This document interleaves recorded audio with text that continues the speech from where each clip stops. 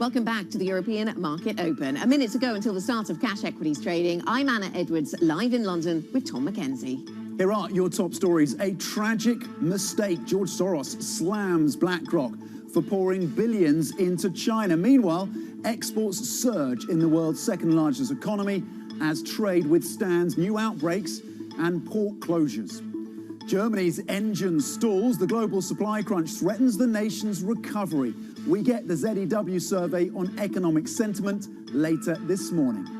Plus, Bitcoin faces its biggest test yet as El Salvador becomes the first country to make it legal tender.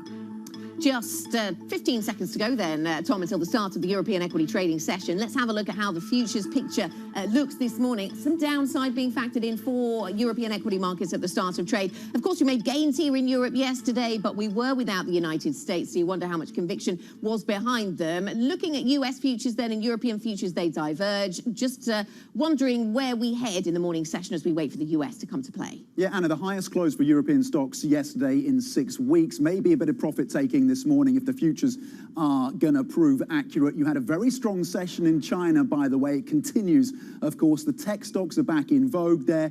The data out of China positive, as we said in the headlines, particularly around exports. Japan continues to provide momentum across the Asian space with that mix-up in the Nikkei. Here's how things are shaping up then in Europe as we head into the day. The first few seconds, the FTSE 100 is down 0.2%. Boris Johnson back in focus today, questions over his tax plans. The CAC 40 in France is down as well, about 0.1%. The IBEX in Spain is flat. We talked about Germany. We can't see the DAX yet, but that will open up shortly. The ZEW survey, that's going to give us an indication of business sentiment in that all-important European economy. Okay, so European equity markets then, waiting for them all to open. The German market not quite open, but a little bit of move to the downside at the start of trade. A lot to discuss, though, when it comes to China and reflections on the Chinese investment opportunity. Chinese export growth unexpectedly surged in August. This as suppliers likely boosted orders ahead of the year-end shopping season, offsetting disruptions from the Delta variant. Meanwhile, George Soros slammed BlackRock's China push as a, quote, tragic mistake that poses risks to clients' money and to US security interests. In an op-ed, Soros wrote that BlackRock appeared to misunderstand Xi Jinping. Soros has recently warned against closer economic ties to China. Let's get the views then of Geraldine Sundstrom, who joins us now, PIMCO Portfolio Manager for Asset Allocation. Geraldine, very nice to speak to you. So we've had some Chinese data out overnight, which shows the strength in the export engine. We've also had this op-ed written by George Soros questioning those who go sort of wholeheartedly into China right now and questioning the investment opportunities available there, calling some investments there a tragic mistake. What is your attitude to China? Do you come down on the side that says you just have to be invested in China because it's just too big to ignore? Do you think Soros is onto something that the risks are substantial? Well, it's very hard for me to comment on this. However, I would say that, China is a major economy globally, and importantly, is very well integrated in the supply chains. It's an economy that we cannot do without, and therefore there are some investment opportunities there. The question, of course, is to size them accordingly and to take position in those places where China is, very well integrated in the global supply chain in certain part of the industrial world. What's happening in the data security law is something that we are, still observing. The contours of it are not entirely yet clear, and it's hard to give a definite conclusion on this. Okay, Geraldine, our own Mark Cudmore from our MLive team was pointing out that the price-to-book valuation of 8 shares has fallen below 1. Is that an area that you would look? Is that attractive now for you? There are some areas, especially in the green economy, very critical companies in the battery, in the electric vehicle, wind, solar power, which I think are very well essential to the global economy that will play a big role in this net zero world, and I think, should be considered. Okay, so that's where some of the opportunities are. Thinking more broadly about Asia and investment opportunities there then, Geraldine, because of course we've had 2 days of quite a lot of strength coming through from Asian equity markets, in particular in China, where tech stocks have rallied, but also very much so in Japan, and this dating back to last week and the announcements politically in Japan. I know that you're quite in favor of exposure to Japanese equities at this point. Is it all about the politics and fiscal stimulus to come, or is it about other underlying factors?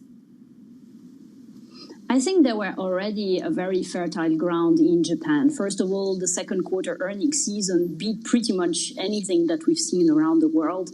Then it is an economy that is very well exposed to all the secular developments, very rich industrial and technology equity markets, and therefore very attractive. And of course, what's happening is that valuations there, according to our models, are the cheapest in the world.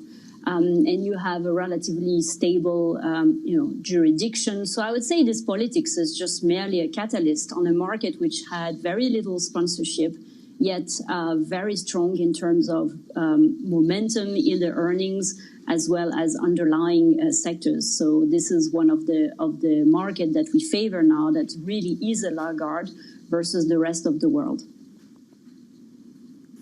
Geraldine, there's been a divergence in terms of the policy stance. We're starting to see that, and we'll get more clarity later this week between the ECB and the Fed when it comes to how fast and how quickly they're going to be tapering some of that support. And of course, divergence when it comes to the state of vaccines. Where does that leave your view on European equities? We think that European equities have run quite a bit. We're less adamant about them versus Japan. We find the sectoral distribution maybe a little less attractive, and those sectors that interest us would tend to trade at a premium to the rest of the world. So I think at this juncture it's just more of a wait and see, and prefer to redirect investments towards Asia and in particular Japan. Okay. Geraldine Sundstrom, PIMCO Portfolio Manager for Asset Allocation, stays with us. Plenty more ahead, particularly a focus on semiconductors, the supply chain there. And if you have any questions on China, you can join a live Q&A tomorrow at 11 a.m. Hong Kong time. That's 4 a.m. here in London if you are super keen. Mark Cudmore and our top China voices will be discussing what China's common prosperity actually means for markets. If you have questions for our panel, please send them to toplive@bloomberg.net. Really interesting one to perhaps get up early for here in the European time zone. Coming up on this programme, the pandemic's summer resurgence has forced factories to close and supply chains to slow as they should be gearing up for Christmas sales season. Wow, that time already. We will hear from company executives on how they plan to tackle the challenges. Supply chain conversation next. This is Bloomberg.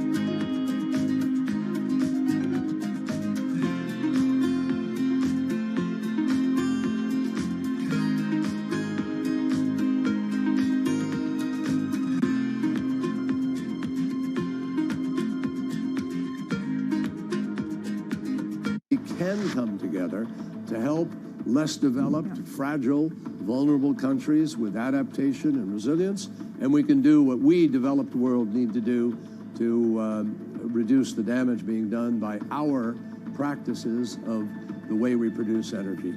But how likely is it that we keep that 1.5 degrees within reach? Well, look, the Paris Agreement said well below 2 degrees. That's what everybody signed on to. What is well below? It's certainly not 1.9 or 1.8. It's somewhere close to the 1.5 degrees. And so I think it's very important to do it because every decimal point of rise in temperature, it is remarkably compounded in the damage that it does. We're at 1.2 degrees today, and you see what's happening.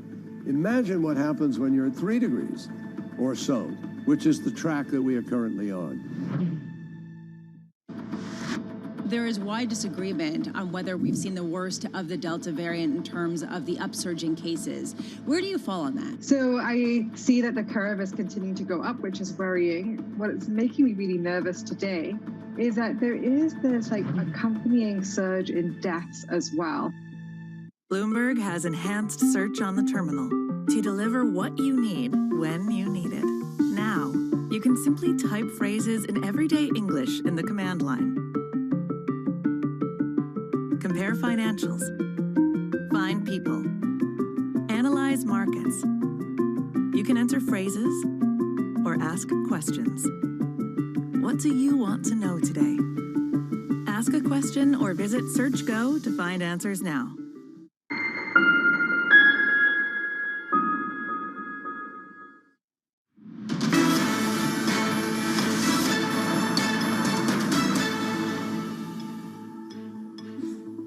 Okay, we are at the European Open, of course. We're about 9 minutes into the European trading session here, and a bit of profit taking after a very solid session yesterday, Anna. Yeah, absolutely. And we were without the US. They come back today. Let's take a look at some of the stocks that are on the move, though, this morning, Tom. And there's some really interesting news flow surrounding individual names and some earnings news to go through. Deutsche Telekom, a decent size move to the upside here for this telecoms giant, up by 2.6%. They're selling their Dutch unit to private equity. More than 5 billion euros is the price tag on this, and this deal would be one of the largest transactions in the European telecom sector this year, according to our data here at Bloomberg. So an interesting one to watch. Interesting the rise of private equity on this front as well. TPI Cap, a really interesting story, interesting language being used there. Yes, coming in with operating profits that were down 26% year on year. Seeing that reflected in the stock price right now, down more than 4%. They posted operating profits of around 117 million pounds. They said that FX and spending resulted in lower margins. But here's the key line that Anna's referencing. Markets are uncommonly quiet. That warm blanket of the central banks maybe suppressing volatility and impacting TPI Cap. Yeah, really interesting line. I think they cited the fact people were working from home as one of the things behind that as well. Let's talk about Vistry Group, a UK home builder. Results came in better than expected. Margins being praised by some brokers. And the backdrop to this, the UK housing story, perhaps being more resilient than some had anticipated, despite government support rolling over here in the UK, Tom. Okay, let's switch focus to Germany then. When Germany last held a motor show 2 years ago, semiconductors were not on every auto executive's mind. EVs weren't selling so briskly and supply chains were functioning just fine. Now, a global supply chain crisis is inflating prices and seeing orders pile up, with factories forced to slow production amid the pandemic and bottlenecks. Here's what executives had to say about these challenges on their recent earnings call. Our merchants continue to take steps to mitigate challenges, including adding extra lead time to orders and chartering vessels specifically for Walmart goods. Out of stocks in certain general merchandise categories are running above normal, given strong sales and supply constraints. We continue to effectively manage the strong demand for home improvement products despite significant industry disruptions in supply chains. We are leveraging the scale of our supply chain and partnership with our vendors to prioritize key SKUs in high demand categories. I do believe that there could be some shifting between Qs 3 and 4. We're out to source product and to bring it in via any number of new carriers. The team secured more ports, and we've got more shipping lanes than we've had in the past. Okay, Geraldine Sundstrom, PIMCO portfolio manager for asset allocation, is still with us. Geraldine, thank you for sticking around. How do you invest in and around these ruptured supply chains? Well, I call it harvest inflation.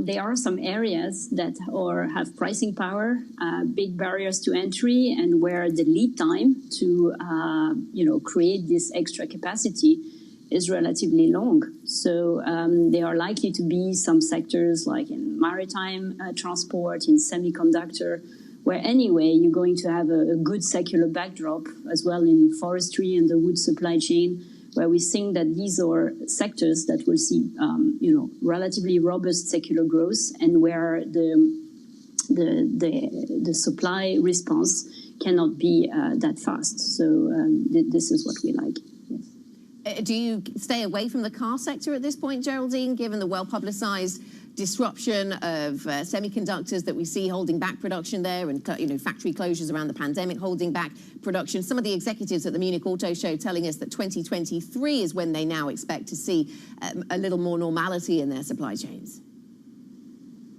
Well, you have to be selective. Of course, there is robust demand. Margins have been healthy, and you need to pick your spot. Those companies that have better access to batteries, that are more integrated, those companies that have better access to chips, and as well the ones that are pushing ahead with autonomous driving technology. So these are ones that we will have we find actually attractive, and mind the laggards who are not handling this transition so well.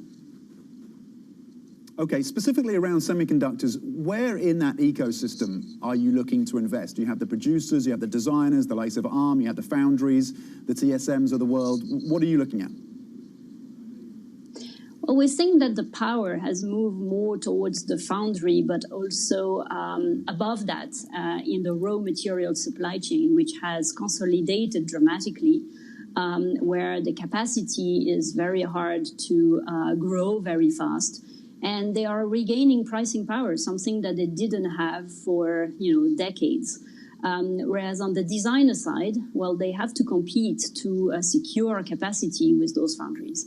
So already last year, we had slowly but surely migrated our exposure towards the foundries, but also the raw material maker and equipment makers, which happen to also trade at relatively attractive valuation.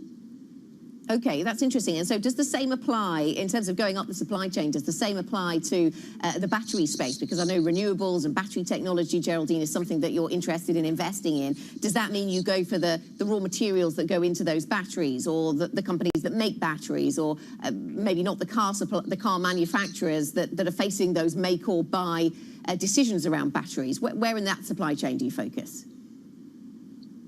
Batteries are very important. I mean, in the old days, car makers were known for, their good engines. Well, all the sort of brain and value added of the car has gone into the powertrain and the battery. So, of course, those companies that have good battery technology are likely to have good pricing power. And therefore, this is like going up the supply chain. This has been, of course, one of our strategies over the past few months. Geraldine, I just want to zoom out a little bit and focus on the yield space. We were speaking to Aberdeen Investment earlier. They now see a stronger US dollar and a flatter yield curve in the US. Do you align with that view? Well, we'll have to see how central banks are dealing with this temporary inflation shock. We're going to have to see as well what the winter brings. We've seen that the Delta resurgence has put spanner in the wheel and was a bit more, disruptive to supply chains and bottleneck that we would have hoped for. The likelihood of a new such wave is non-zero, and how central banks are going to behave around this is going to be a key determinant factor. And I think that the RBA this morning was one such example of creativity. Yeah, creativity, because they tapered even though they're in the midst of fighting the Delta variant, and even though market expectation was not that we would see a taper. With that, do you read anything across, Geraldine, from the RBA into other jurisdictions? Yeah, probably it's all certain semantic. Even though we expect the ECB later this week to actually taper, what this truly means in terms of, tightness or softness of monetary policy. I think overall, central banks are unlikely to be a major distractor there. They are playing it safe. And I think what happened this morning with the RBA is a testimony to this. Okay. So from the market perspective, in that sense, sorry. Finish your thought. No, I think from the market perspective, the enemy is probably away from central bank, and what you have to pay attention is those supply chain and who gets squeezed and where margins are expanded, where pricing power is, and where growth is likely to be coming into 2022. Okay, interesting. Thank you very much, Geraldine. Useful reminder of where we should focus then. Geraldine Sundstrom, PIMCO Portfolio Manager for Asset Allocation. Let's get a Bloomberg Business Flash. The top corporate stories we have undercover here at Bloomberg. Here's Laura. Thanks, Anna. Deutsche Telekom has agreed to sell its Dutch unit to Warburg Pincus and Apax Partners for just over €5 billion. The funds will purchase T-Mobile Netherlands from the German telco and its venture partner Tele2, which currently owns a 25% stake. The deal looks set to be one of the largest transactions in the European telecom sector this year. Car parts giant Continental says a boom in demand for advanced driver assistance systems is boosting sales. But speaking at the IAA Auto Trade Show in Munich, the CEO warned the global chip shortage will not ease anytime soon. It will go for sure within 2022. And there, it all depends how the demand and supply pattern will look like. But for the time being, not only in the automotive industry, but as well in consumer electronics, you still see home office appliances. You still see a strong demand for semiconductors going forward. And as long as this gap exists, it goes farther through 2022. George Soros has called BlackRock's China push a tragic mistake that threatens U.S. security interests. The billionaire financier wrote in the Wall Street Journal that the move is also likely to lose money for the firm's clients. BlackRock is leading a global foray into China's asset management industry 2 months after winning approval to become the nation's first wholly foreign-owned mutual fund. That's the Bloomberg Business Flash. Tom, Anna. Laura, thank you very much indeed. Okay, coming up, UK pharma giant GSK faces challenges with low sales growth and an activist hedge fund questioning its leadership. More on that next. This is Bloomberg.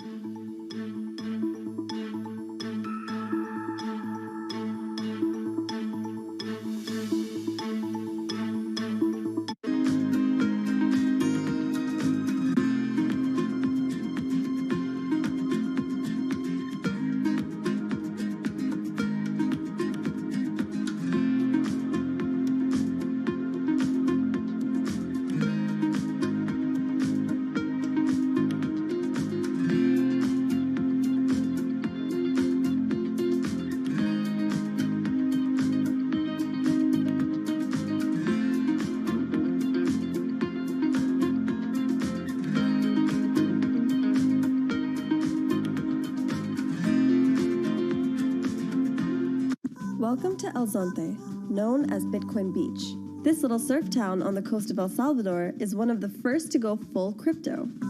Yep, you heard that right. Everything from groceries to coffee to salaries and community projects can be paid for using Bitcoin. It's actually been crazy how fast it has caught on and how useful Bitcoin's been for everyday people. Just to buy something as simple as a cup of coffee can be done quickly, painlessly.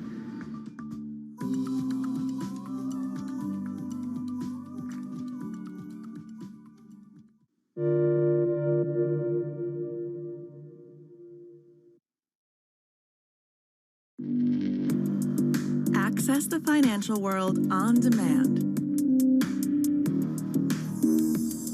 Hear from leading economists, policymakers, and industry experts via live and on-demand webinars, only from Bloomberg. Start exploring to see what's moving the markets. Visit Bloomberg.com/webinars. Mercedes-Benz is on a path towards CO2 neutral mobility. So we have flicked the switch there, and really we're going to step by step electrify everything. And what does that mean? Combustion engines get electrified.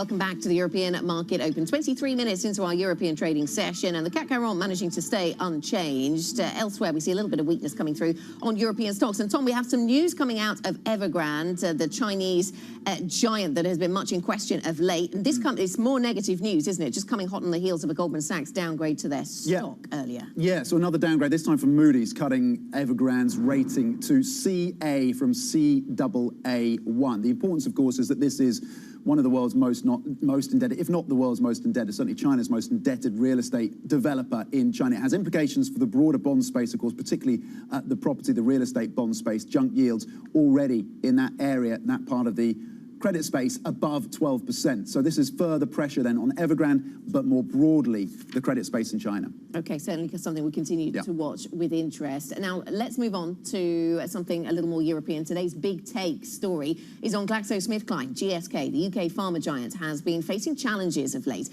falling behind its vaccine competitors and facing leadership questions from activist hedge fund Elliott Investment Management. Pressure is mounting on GSK's CEO then, Emma Walmsley, to pull the company through its current troubles. Bloomberg's Susie Ring joins us now, author on this big take story. Good morning to you, Susie. So what does the future look like for Emma Walmsley? Because it does seem as if the challenge from Elliott investors, these activist investors rather, the challenge does seem to be fairly personal. It does. We are in a situation now, we mentioned in the story, where we're at a slightly kind of stalemate. Elliott outlined its demands in July, one of which was that it wanted GSK to run a leadership full process to appoint a CEO to the new business once it spins off its consumer division next year. GSK said it's not going to do that. Emma is going to be the leader, and the board supports her, and that's where they've drawn the line. We haven't seen anything further from Elliott at the moment, and the sources we spoke to said that they're kind of watching and waiting to see who they appoint in terms of non-executive directors. They're very keen to get more scientific and pharmaceutical experience onto that board. But she's also got a busy few months ahead with the Sanofi and the Medicago vaccine trial data coming out, and that will be a real kind of conclusion as to whether GSK can turn its fortunes around on the COVID-19 front. They haven't had a vaccine to date, despite having been the world's biggest vaccine maker by revenue pre-pandemic. So they'd be very much hoping that they can get these ones over the line. And of course, she's spinning off the consumer division next year into a separate company and listing it. So it's a lot of work ahead with Elliott waiting in the wings to sort of see if she can hold on to her leadership position. So those are some of the challenges. Is Elliott likely to bring more pressure to bear on this company? The view that we've been told at the moment is that investors apparently are talking about the fact that they potentially would like there to be a CEO process run. And Elliott, at the moment, they own less than 5% of the company. So if they did want to really bring a challenge, they'd have to get enough investor support to rally that if there was going to be a proxy fight about any of the board members or about Emma's position. We've been told at the moment they're kind of sitting tight, but they will be watching over the next few months because obviously as the consumer division spun off, that will be their moment. If they do want new leadership of new GSK to take place, they would have to be confident they had enough investor support to push that through. Okay, Bloomberg's Susie Ring, thank you. It's a great read. Check it out on the terminal or online. Okay, coming up, Guinea's new military rulers try to reassure mining companies after aluminium prices surge. We're going to dive into what it all means for commodity markets. The Chinese demand is central to that. Plenty more ahead. This is Bloomberg.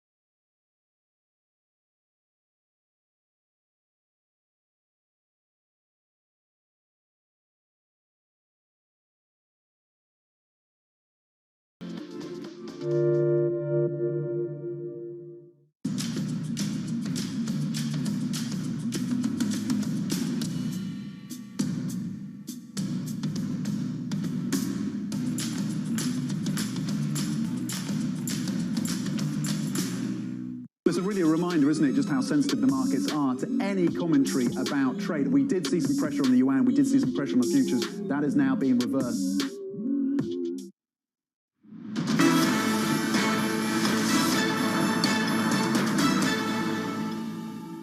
Welcome back to the European Market Open. We're 30 minutes into our European trading day. Here are your top stories.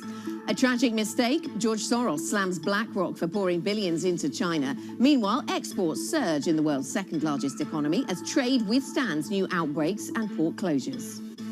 Germany's engine stalls. The global supply crunch threatens the nation's recovery. We get the ZEW survey on economic sentiment later this morning.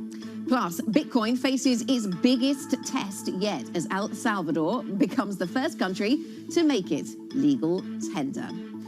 Tom, we were without the United States yesterday, so low volumes, typical, of course, on those days here in Europe. But we made gains nonetheless. Today, we wait for the US to come back and join. We seem to be sort of in search of a big theme to invest around, although George Soros giving us lots to think about overnight in terms of opportunities in China. Yeah, do you avoid China? Do you get into China? Do you follow BlackRock or do you follow George Soros? But you're right, there is no big overarching theme today. The focus is on the data. You talked about the ZEW that's going to be coming out. A gauge then of the business sentiment in Germany. The industrial profits or industrial data for Germany was stronger than the forecast. And then, of course, you had a very strong trade print out of China. Higher than expectations, higher than the forecast for exports and imports. That key pillar of support for the Chinese economy, even as services and the consumer remains relatively tepid in the world's second largest economy. Here is the picture then across the main benchmark. The Stocks Europe 600 down just a couple of points. The FTSE 100 is down 0.1%. Boris Johnson is expected to get a grilling in Parliament today over his tax plans, not just from Labour, but also from the Conservative Party. The DAX is also just slightly lower as well. The Deutsche Telekom story is part of the telecoms mix. That was higher. We'll keep a look on that story spinning off its Dutch part of the business for around 5 billion euros. The CAC 40 is just holding on to some very modest gains. Let's break it down then and look at the sectors, how things are playing out. It was tech that took the lead yesterday as European shares ended up the highest level in 6 weeks. A bit of profit taking, as you say, broadly across the European markets today. Telecoms, though, is the standout performer in terms of the sectors. Deutsche Telekom, clearly part of the mix there. At the bottom, you have construction lower by 0.4%. Okay, let's get the first word news then with Laura Wright. Thanks, Tom. UK Prime Minister Boris Johnson will announce his long-awaited plan to reform social care later today. He risks a major dispute with his own party over a tax rise that could hit younger people the hardest. If confirmed, a £10 billion increase in national insurance payments would break a pledge in the Conservative Party's 2019 election manifesto. Prosecutors in the northern Chinese city of Jinan have dropped their case against a former Alibaba manager accused of sexual assault by a subordinate. They say the man's behavior did not constitute a criminal offense, so local police detained him for a lesser offense of indecency. The man's arrest in August sparked widespread debate about the treatment of female workers at companies in China. London's Underground had its busiest morning since before the pandemic yesterday as office workers returned to their desks and schools reopened. More than 830,000 people used the tube during the 3 morning peak hours, a rise of 17% from the previous week. Transport for London says daily usage is now at about half of its pre-pandemic level. El Salvador's president says the country has bought 400 Bitcoin as it prepares to adopt the cryptocurrency as legal tender later today. Businesses will be required to accept the digital coin in exchange for goods and services, and the government will accept it for tax payments. Global news 24 hours a day on air and at Bloomberg Quick Take, powered by more than 2,700 journalists and analysts in more than 120 countries. This is Bloomberg. Tom, Anna. Laura Wright, thank you very much indeed. Okay.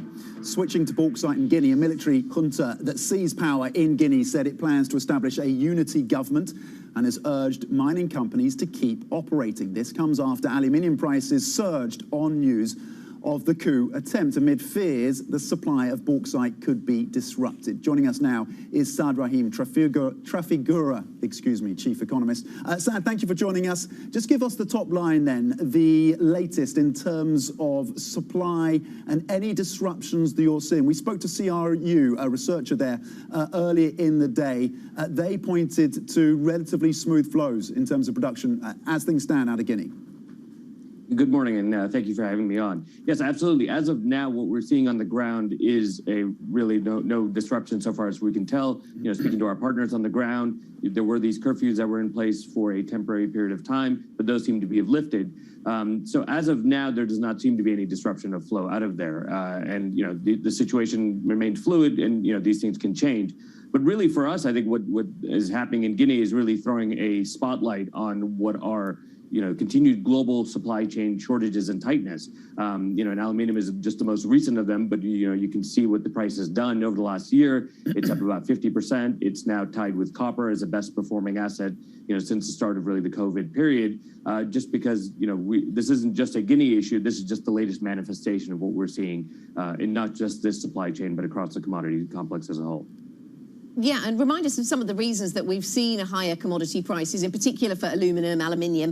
The uses of this particular metal, is this something structural that we're seeing here, Saad, or is this more cyclical in nature, this uptick in pricing, not just a packaging material, of course? Does it have a role in the transition towards a more digital economy as well? Absolutely. I would say it's both. And in the sense what we've seen this year, actually, the bauxite issue really is coming chronologically sort of at the end, even though it's the most upstream. So we started to see aluminium smelter cuts in China, really for two reasons, both related to power and one really China starting to go after their emissions targets, looking to limit power use as a percentage of GDP in some of the big provinces there. So you're starting to see smelter cuts there. Then you've had hydro issues, which have limited power to some of these smelters. So you've had capacity cuts all the way downstream there. You actually then had a fire in one of the large alumina refineries in Jamaica. So again, moving upstream, and now you've had this issue potentially in Guinea. And so you're seeing this tightness across the chain, but then that's being met with strong demand. And globally, when we're looking at demand, we're no longer in what I would say we're in a rebound phase for a lot of these things, where we're just making up the ground we lost during COVID. But we're now back to growth. And aluminum is a great example of this. So in our numbers, we had demand falling by about 1.5% last year.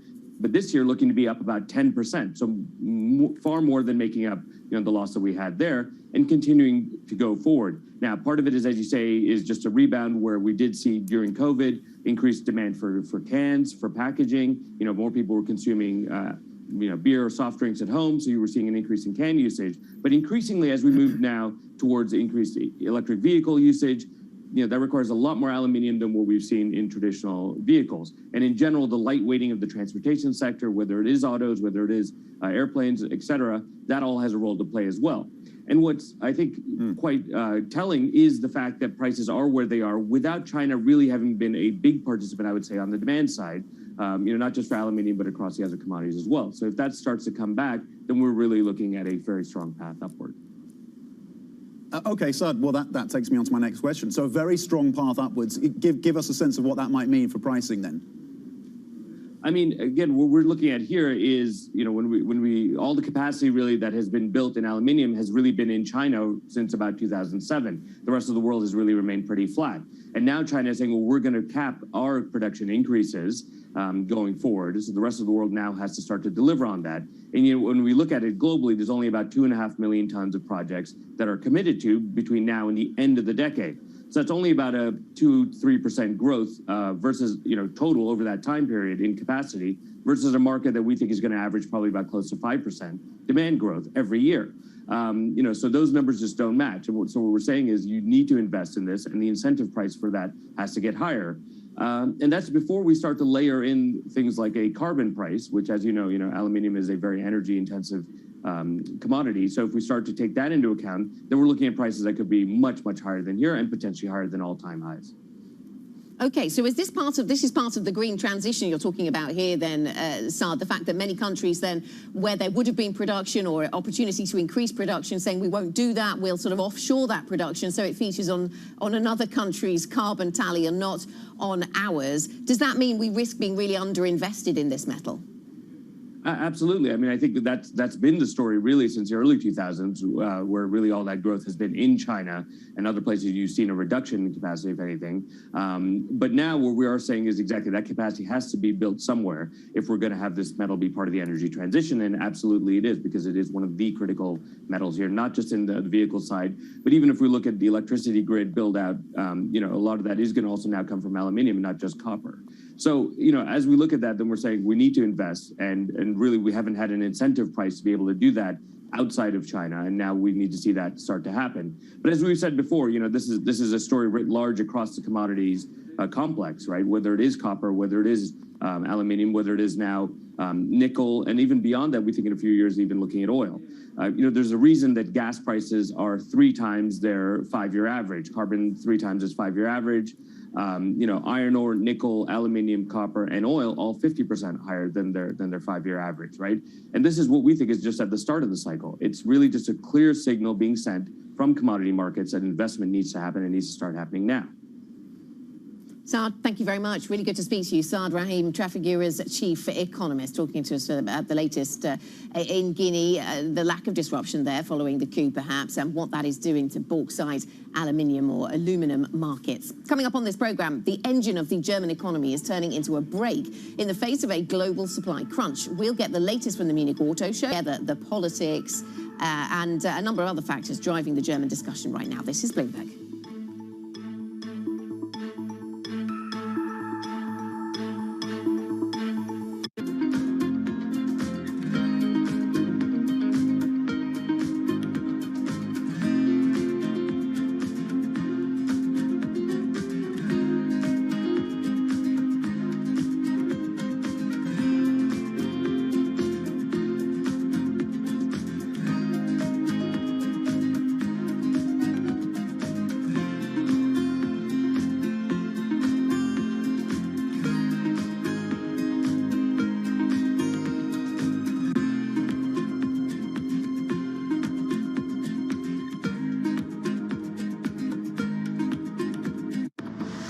What do you predict the Taliban will do in the coming months and years?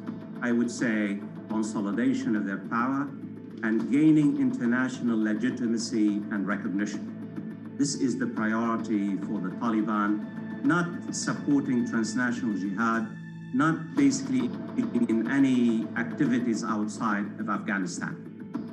If you really watch carefully what the Taliban have done in the past few days, they are engaged in a public relations offensive. They are trying to convince the world. If you listen carefully to what they're saying, you think that the Taliban are newly born Democrats. They are peacemakers.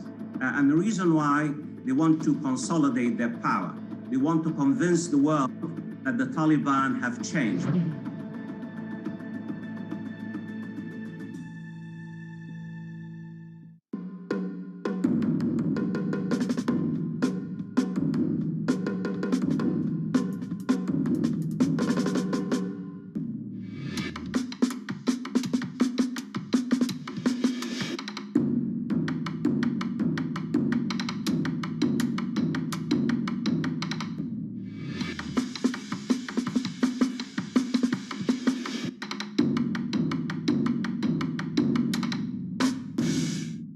Right now, about half of U.S. households invest. We'd like to get that number up to 95+%. Investing should be as ubiquitous as shopping online. It should just be something that people do.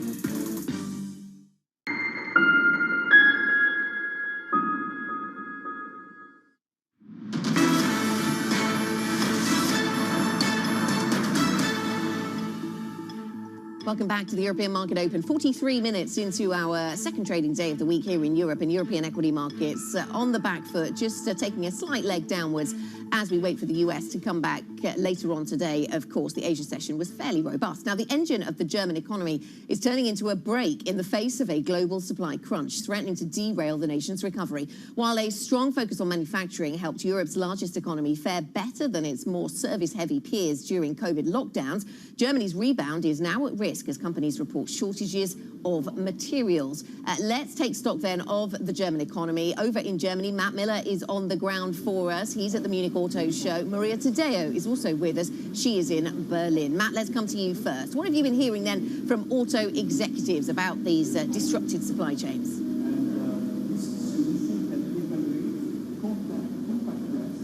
Well, in terms of the supply chain, not a lot of optimism. In fact, I was with Herbert Diess yesterday, the CEO of Volkswagen, and he was talking about a meeting that he had with Pat Gelsinger, the CEO of Intel, and he said he wasn't given much reason for optimism. He didn't come away any more relieved than he went into the meeting. So, you know, they were hoping, the automakers were hoping that this supply chain crunch was going to be eased at the end of the summer. Now we're in essentially a second wave of supply chain issues. And we're mostly hearing, for example, the CEO of BMW, Oliver Zipse, yesterday said he thinks it's going to last at least 6 to 12 months longer. So the chip shortage being the major problem, but of course they have supply chain issues really across the chain.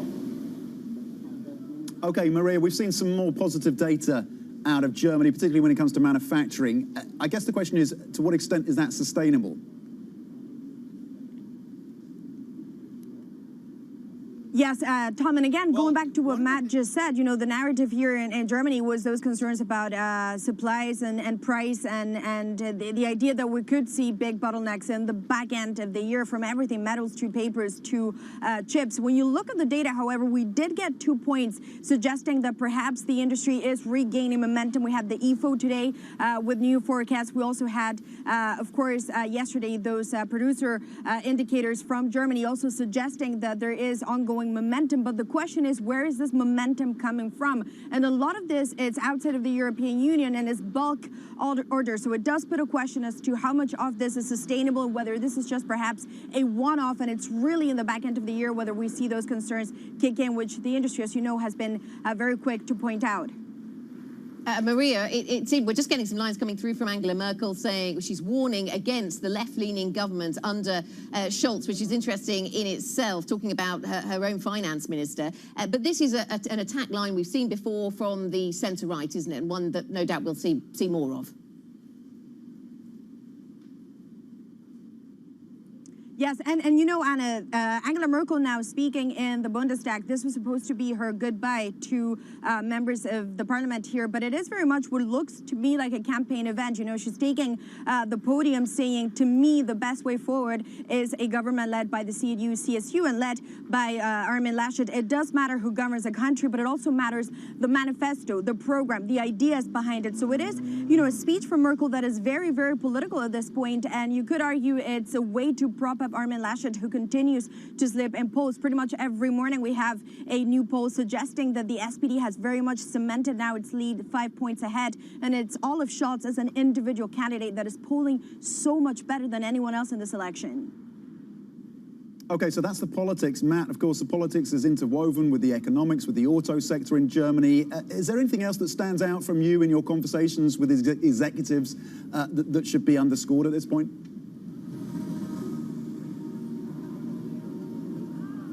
Well, one of the interesting things is, and by the way, Angela Merkel will be coming here later today to look at the cars on display at the auto show. I hear from every executive that we've spoken with over the last couple of days, they're very happy with the Biden administration and the moves in the infrastructure the moves in the infrastructure legislation. They're very happy with the Chinese administration, the Xi administration right now, and there's a guy walking directly in front of the camera. People aren't really awake here yet. It's still, you know, it's only about 10 o'clock. In any case, one of the concerns that they have is that the German and European governments aren't really active enough in supporting the industry and the transition. They actually surprisingly want an increase in gas and diesel prices and more help moving to electric power.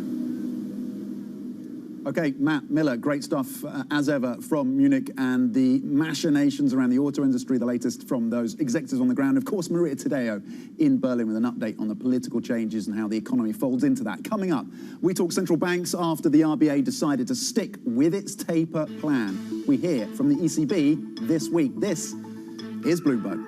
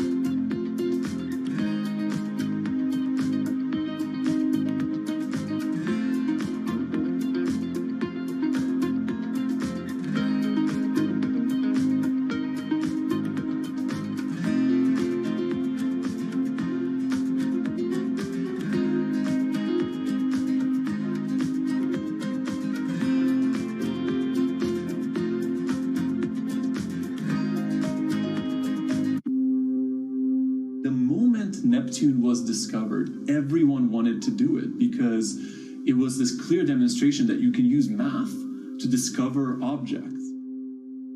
Unfortunately, since then, no major planet in our solar system has been found. But thanks to modern telescopes, thousands of smaller objects have been discovered in the past few decades beyond Neptune, called trans-Neptunian objects, or TNOs. And planetary scientists at the California Institute of Technology have noticed some anomalies with these objects. Their hypothesis? A giant theoretical planet beyond Neptune, Planet 9. And thanks to a new telescope, equipped with the largest digital camera ever built, we may be one sky survey away from finally finding it.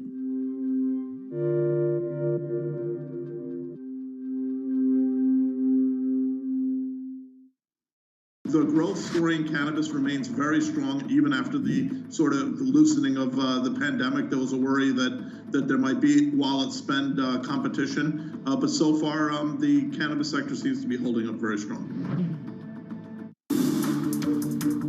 Every Friday with 30 minutes dedicated to fixed income, I'm Jonathan Ferro. This is Bloomberg Real Yield.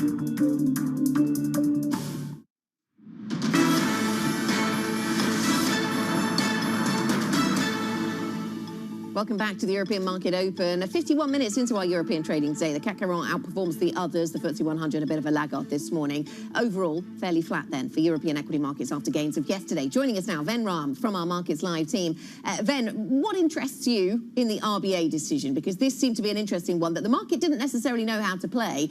The market perhaps caught off guard a little bit by the decision to go ahead with the taper. Many economists had expected that maybe the RBA would pause on that plan, and yet it didn't. And so we saw the Australian dollar rise and then sink. What was the takeaway for you? Morning, Anna. It was a bit of a debt sleight of hand from the RBA, if you will. They've extended the tenure of bond purchases beyond November, which was their previously stated intent, to mid-February, so which is a pretty dovish outcome overall.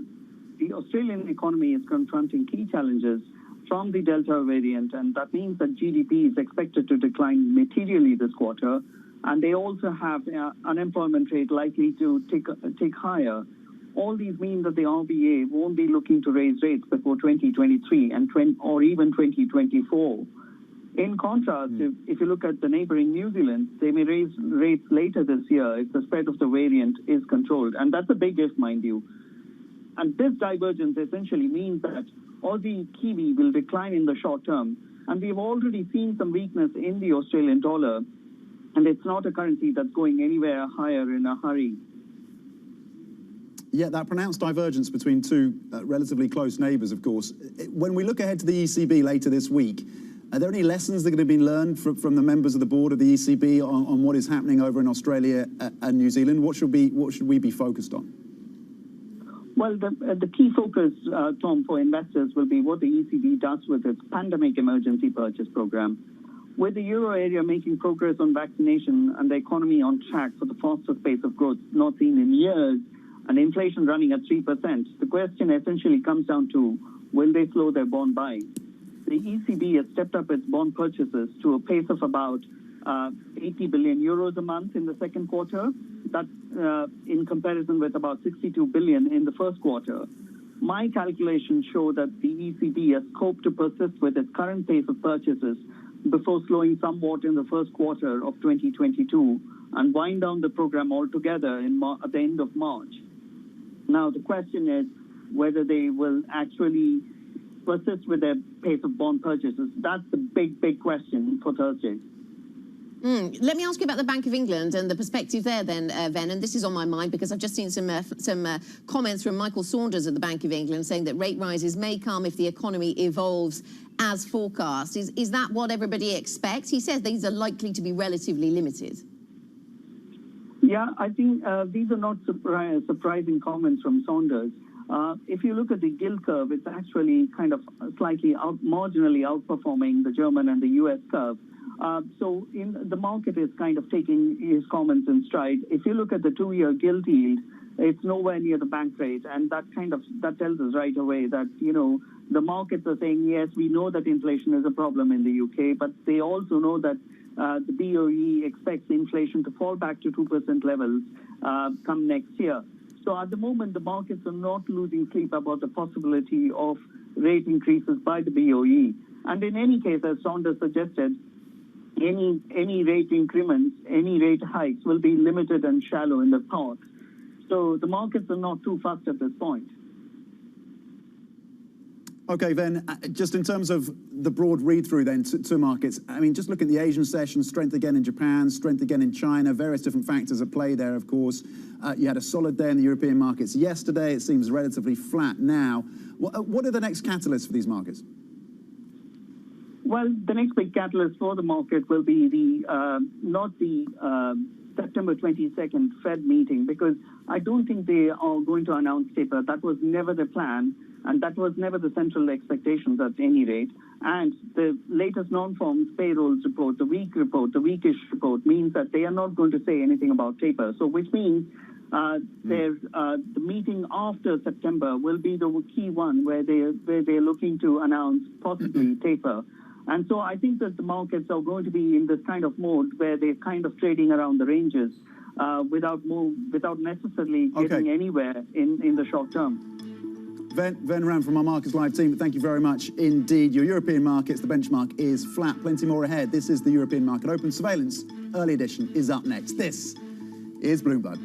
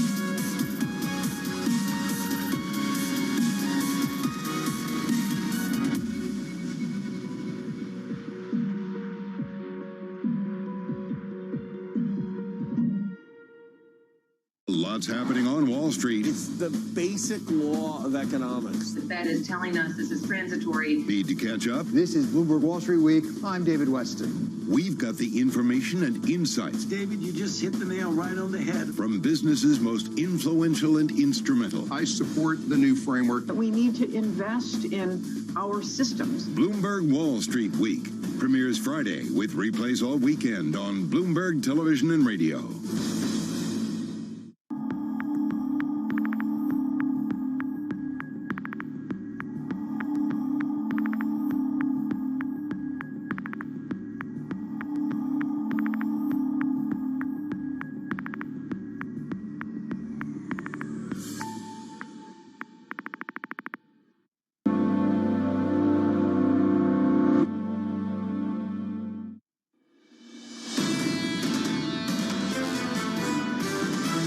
We will remain in shortages for the next months or even years because semiconductors are in high demand. Structurally, it's something that the chip suppliers and the wafer producers are telling us will be with us to an extent also next year. It will go for sure within 2022. And there, it all depends how the demand and supply pattern will look like. This is Bloomberg Surveillance, early edition with Francine Lacqua.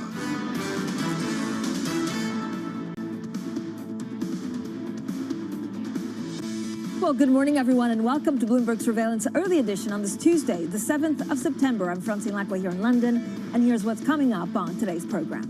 A harder path. Goldman Sachs cuts its growth forecast for the U.S. amid a resurgence in the Delta strain of coronavirus and fading fiscal support. BlackRock's tragic mistake. George Soros hits out at the world's largest asset manager, saying it has misjudged its push into China.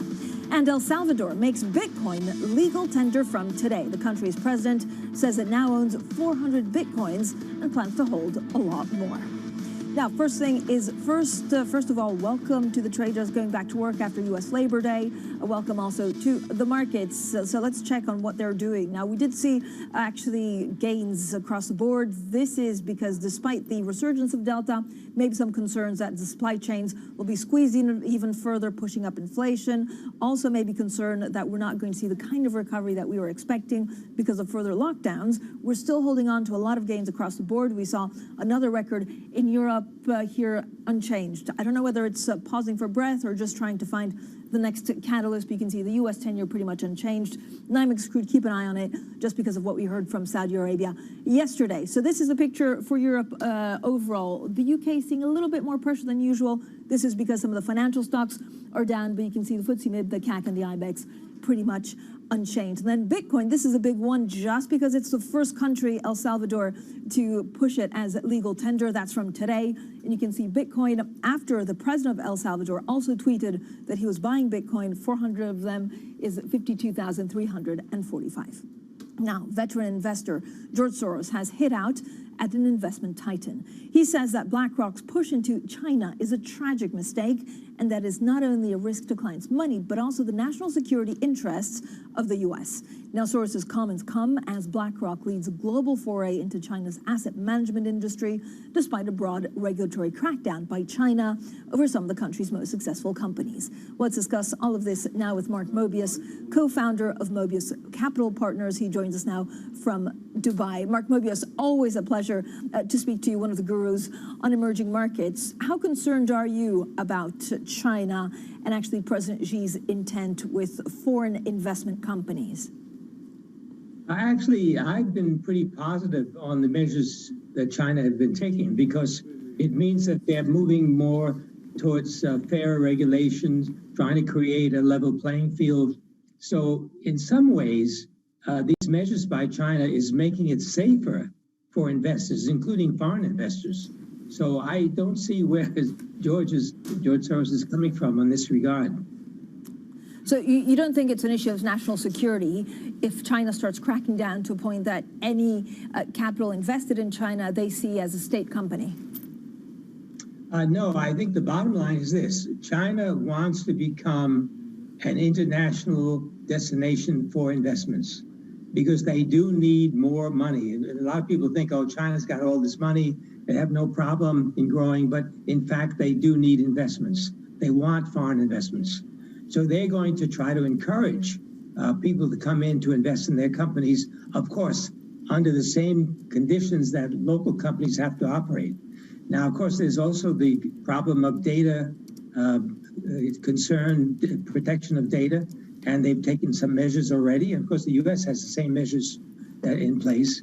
But I think at the end of the day, there's going to be a much more exciting market in China. It's a large market. It's a growing market.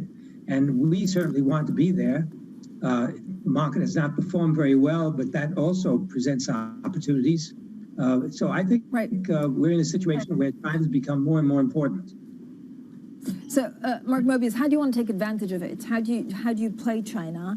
And do you think there's more regulatory crackdown to come? How do you navigate that? Well, you know, the interesting thing is that we are focusing on small and medium-sized companies globally anyway. But with the crackdown on the big boys in China, so to speak, the medium and smaller companies are advantaged. They're in a better position because there's going to be a more level playing field. So I think there's lots of opportunities in the medium and smaller sized companies. And interestingly enough, President Xi has now decided to open up a market in Beijing for the medium and small sized companies, which again, it's going to be very positive. Mark, what happens if actually the Chinese states, the Chinese authorities come around and say, well, you know, you've been investing in the country for quite some time. We're going to take a chunk of your company. I don't know whether this is completely impossible or it's just a risk that you'll have to navigate if it ever happens. Of course, it's a risk that you always have. Actually, anywhere in the world, you have problems with regulation, even in the U.S. But the bottom line is that if you look at the big Chinese companies that are listed now, you'll find many of them, like Chalco, the aluminum company, and many others are government-owned anyway. They're majority controlled by the government, but they welcome minority investors. And their corporate governance has been improving over the years. We've noticed that. So I don't think that's a big risk where the Chinese would say, look, sorry, we're taking over your shares or whatever. There may be implications for what's happened, for example, with Alibaba. If you're invested with Alibaba, the measures that the government has taken have not been positive, but it's something that is not completely out of line with what you see in other countries. Mark, how do you keep up to date with, the thinking of Chinese authorities? Is it a matter of meeting with people on the ground to try and figure out? Is there a rule book that you're looking at? How will China change in the next 4 to 5 years? I think you just have to listen to the pronouncements by the leadership, by the Central Committee. And what they're saying is that, look, we've got too many disparities in wealth. We've got to have a more level playing field. It's crazy that you have multi-billionaires in one side and people in the countryside not making any money. So given that direction, given that policy statement, you know that they're going to take measures to make sure that the big boys don't get too big, but more importantly, they don't run over the small and medium-sized companies. And the government wants to help these small and medium-sized companies grow to the disadvantage of the larger companies. But it doesn't mean the larger companies are not going to continue doing business. They're continuing to make good profits, but the government policy is very clear. So if you listen to that, you know more or less in what direction you should be moving. Mark, give me a sense of where you see the biggest value in emerging markets. So, apart from China or away from China, how do you rank them and where do you want to be fully invested in? Well, if you look at where we are in our portfolios, India is now the largest weight as far as the country is concerned. Taiwan is up there as well. Korea is up there as well. We're very interested in technology, of course, semiconductors, anything related to semiconductors, but also other areas like education and healthcare. In India, we're involved in healthcare. So it's really India, Taiwan, China, Korea, Turkey, small extent, South Africa, and Brazil. Those are the major ones that we're looking at right now. Mark, thanks so much. Mobius Capital Partners co-founder Dr. Mark Mobius stays with us. And coming up, we'll talk about El Salvador making Bitcoin legal tender from today. We'll talk about how their experiment could actually shake up the crypto world. Then a little bit later on the program, we'll be joined by Tyler Brule, the founder of Monocle, and Mark Roden, the chief executive of mobile top-up service provider Ding. Now, if you have any questions for either of them, write in at IBTVGo or tweet me directly at Flacqua. This is Bloomberg.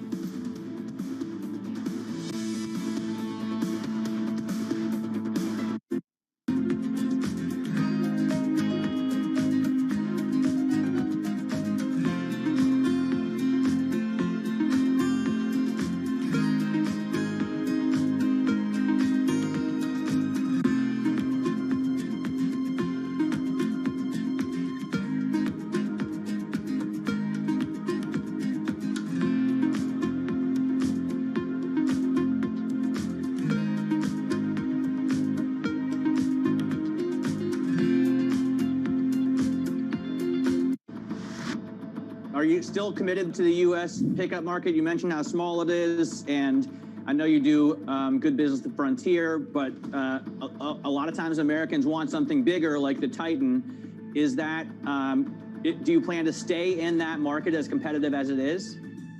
I mean, for us, market is one thing. The second is what customer aspires for from Nissan. And customer in United States aspire for sedans, SUVs, and the pickups. And Titan is a great pickup truck, and we are, of course, focusing on the Titan.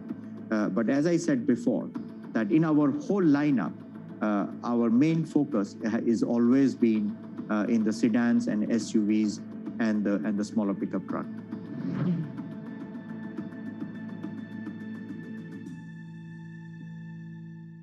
Power of Bloomberg. Let's get the session started and wrap up the trading week. News. Who knew that one earnings story could take the entire market? There's upward pressure on wages. Analysis. This is really a slow, ongoing implosion. Context. Is there veracity to this granular data of ADP? It's an ugly report. The power of the Bloomberg terminal. The power of Bloomberg television and radio. Tesla's the one that we got our eyes on. Bloomberg has it covered.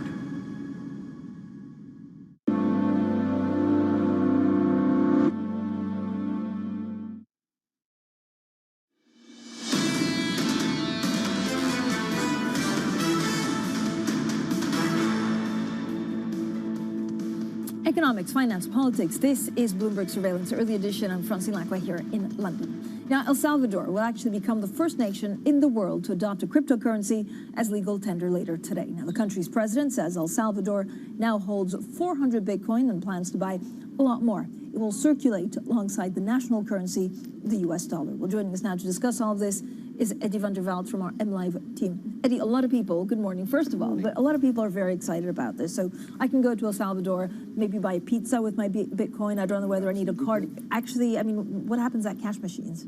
Yeah, so I think so. Cash machines will fulfill a dual role at the moment. Even you can also pay into them and transfer. So you could get US dollars out if you need it, but you can also buy Bitcoin, which you can put on your wallet, right, at this cash machine using your card to purchase Bitcoin, which spits out a token which you then load onto your phone. It's a really exciting moment for the Bitcoin community because they told us this was going to happen. They said, look, this is going to replace the US dollar. And now in one corner of the global economy, at least it has. And they will say, look, El Salvador first, the next the world. But we will see whether this spreads. And this is a real test for crypto.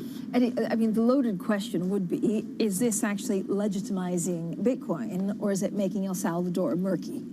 So that's a fantastic question. I think let's think about the reasons about why El Salvador is doing this. They get $6 billion worth of remittances every year, and that costs them a lot of money. The president says that costs them $400 million US dollars, that they pay in fees. And if they go to Bitcoin, he says those fees will be lower. There are, that is debatable because if you want your Bitcoin transfer faster, that would be interesting. But, we have seen a lot of scams, back to your point, a lot of scams in the Bitcoin community, and there's a lot of volatility. This is a real risk for Bitcoin. If it doesn't get adopted in the community, you know, there will be a lot of disappointment. And then we had this tweet by the president that basically says, you know, they've bought Bitcoin and will buy a lot more. And I think they bought 400 Bitcoin, which is actually a substantial amount of money. A lot of fours in this story. 400 Bitcoin that they've bought. He's 40 years old, and Bitcoin's up 40% since he tweeted it the first time around. You know, it is worth mentioning that this is a very unpopular law in El Salvador. The surveys show that, you know, I think something like 70% of people said they want to see this repealed. Whether that's going to be the case, I think is interesting. Certainly, it's exciting. Eddie, thank you so much. Eddie van der Veld there from our MLive team and also a bit of our crypto experts. Now, still with us, Mobius Capital Partners co-founder, Dr. Mark Mobius. Mark, I can't remember. I know you were quite interested in Bitcoin. Does El Salvador support the case for Bitcoin to the moon? Well, a lot of my friends are Bitcoin enthusiasts. I am not. I think, you know, it just doesn't make sense to have a payment system with Bitcoin when you can use, you know, I'm using my phone to make payments. I mean, what's the big problem? Why do we need Bitcoin? That's number one. Number two, El Salvador, let's face it, it's on its back. It's got real problems. It's a bankrupt country, in fact. So they're grasping at straws with Bitcoin, but I don't think it's going to spread to other countries. Maybe a few other countries, maybe Cuba, other countries that have financial problems will adopt it. But otherwise, I don't think this is not going to go too far. It doesn't make sense to me. It's not convenient. It's risky, and so forth. Mark, is there anything that would make sense? Is there anything that actually you need to see in the cryptocurrency space, in the Bitcoin space, for you to change your mind on it? If governments around the world, particularly the U.S. government, allows payment of taxes in Bitcoin or some cryptocurrency, then I would change my mind, because then it would become internationally recognized currency. But as it stands now, that's not the case. I don't see that happening anytime soon. What will you look out for actually investment opportunities in frontier markets? I don't know whether, you know, if there's a country that embraces Bitcoin, it makes you, you know, less likely to invest in it. Or is there a relationship between where you want to be invested and the adoption of Bitcoin? You know, that's a very, very important question, because, for example, we're invested in Kenya. In Safaricom, and as you know, they developed a very ingenious payment system where people without bank accounts could make transfers of payments around the country, actually even around the world. And there's an example of technology hitting a frontier market with incredibly positive results. And you don't need Bitcoin, you don't need cryptocurrency. You can still have your transfers without a bank account, very convenient. And this is where I think the whole system is going globally. Mark, I mean, the other question we have is, of course, what do you do with the Delta variant? So you have some countries that have zero tolerance on COVID, others that will remain open and try to manage through the possible, you know, continuation of the pandemic. Does that change your view on, you know, whether a company is invested, or do you just look at it longer term? Yeah, one of the things we've learned, if you look at the markets, you'll see that after the February-March downturn, as a result of the scare for COVID, markets have been moving up. Almost all markets around the world are up. Commodity prices are up. Life does go on. I mean, a lot of people have been ignoring the economic impact of COVID and have realized that they can continue to work and do business. Now, the problem is that governments around the world are not unified in the way they approach things. For example, I was surprised to learn yesterday that the UK does not recognize vaccinations done in the UAE, in Dubai. Now, does that make any sense at all? I just can't figure this out. But this is the kind of problem you're having globally. But people are working around these issues. Mark, talk to me a little bit about gold. So I think last time you were on, you wanted 10% of gold in your portfolios across the board because you see currencies being devalued.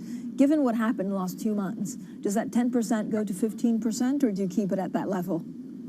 No, I would keep it at 10%. You know, I would sell some if it goes up and then buy more if it goes down, so that you hold the 10% And the reason why I believe that, and by the way, I'm talking about physical gold. It should be not in a fund or in a gold mining company, but in physical gold. And the reason for that is we know that all these currencies are going to devalue, including the US dollar. The US dollar money supply has gone up by over 30% just in 1 year. And then you have all the cryptocurrencies and other currencies around the world that are printing like crazy. So I think at the end of the day, it's very important to have gold as a currency, as a medium of exchange. Mark, thanks so much. Mark Mobius there from Mobius Capital Partners talking on China, emerging markets, frontier markets, and of course, gold. Coming up, stay with the program after that excellent conversation with Mark Mobius. We'll also be joined by Tyler Brule, the founder of Monocle, and Mark Roden, the chief executive of mobile top-up service provider Dig, for conversations on everything from design to increasing connectivity in emerging markets. Now, if you have any questions for either of them, write in IBTV Go, or you can tweet me directly at Flackwell. This is Bloomberg.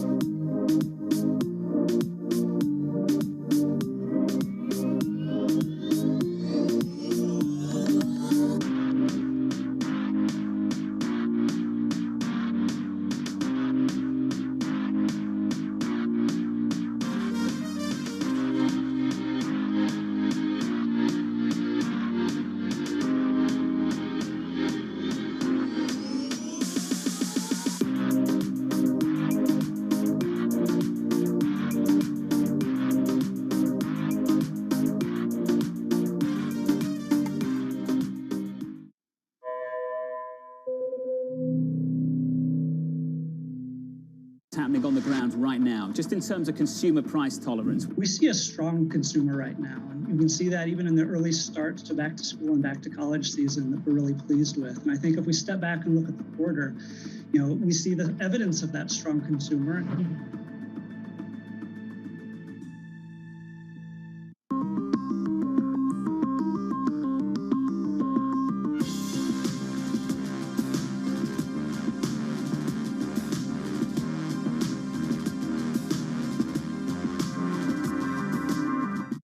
Market that over the past few weeks has made it clear it wants to go higher. It got a little spooked by the idea that geopolitical tensions are rising.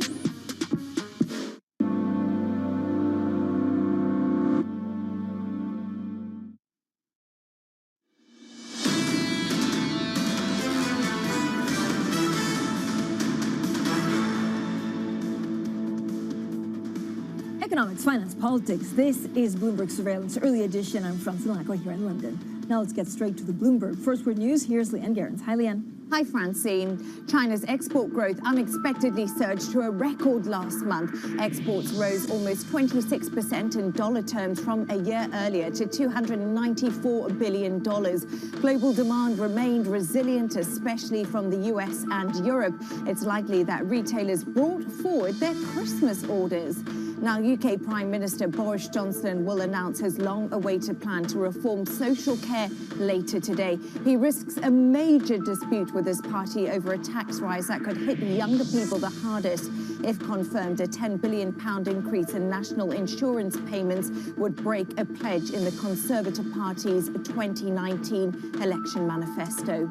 Prosecutors in the northern Chinese city of Jinan have dropped their case against a former Alibaba manager accused of sexual assault by a subordinate. They say the man's behavior didn't constitute a criminal offence, so local police detained him for a lesser offence of indecency. The man's arrest in August sparked widespread debate about the treatment of female workers at companies in China. And London's Underground had its busiest morning since before the pandemic, and that was yesterday as office workers returned to their desks and schools did reopen. More than 830,000 people used the tube during the 3 morning peak hours, a rise of 17% from the previous week. Transport for London says daily usage is now at about half of its pre-pandemic level. Global news 24 hours a day on air and on Bloomberg Quick Take, powered by more than 2,700 journalists and analysts in more than 120 countries.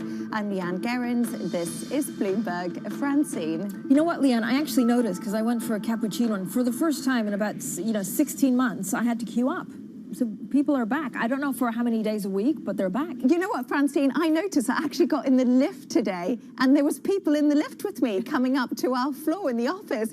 And I was like, well, people are coming back. And I promise you, jump on the tube, and it's now back to the normal hustle that we're all used to. I know, and part of me says wonderful because we need to get back to, work and working on the economy. And part of me says, just get out of the way. All right, coming up, as political unrest and environmental disasters hit places like Afghanistan, mobile phone top-up service Ding says demand for mobile credit increases in the areas affected. We'll discuss a link between phone credit and relief aid with the Ding chief executive next. If you have any questions for him, please just IB us on IB plus TV Go. This is Bloomberg.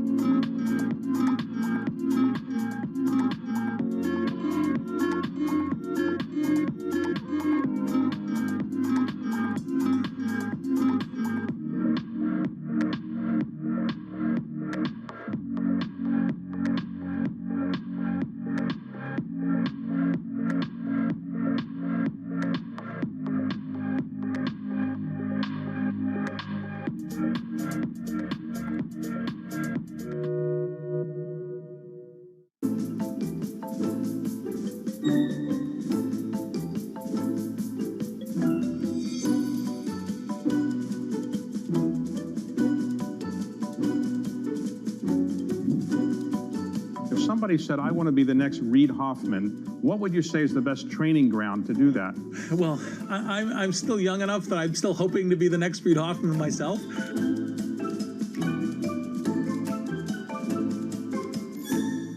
I think what we've seen during this period of time is that communicating via video is not a fad. We are using it in all aspects of our lives, for work, for learning, for communicating, for staying in touch. Trading revenues coming in better than expected. Everything cash, $1.4 trillion of cash. One of the most notable aspects of this report that was stellar.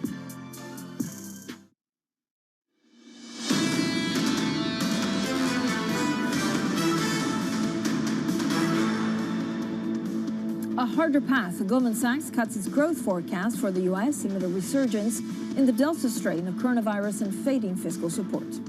BlackRock's tragic mistake. George Soros hits out at the world's largest asset manager, saying that it has misjudged its push into China.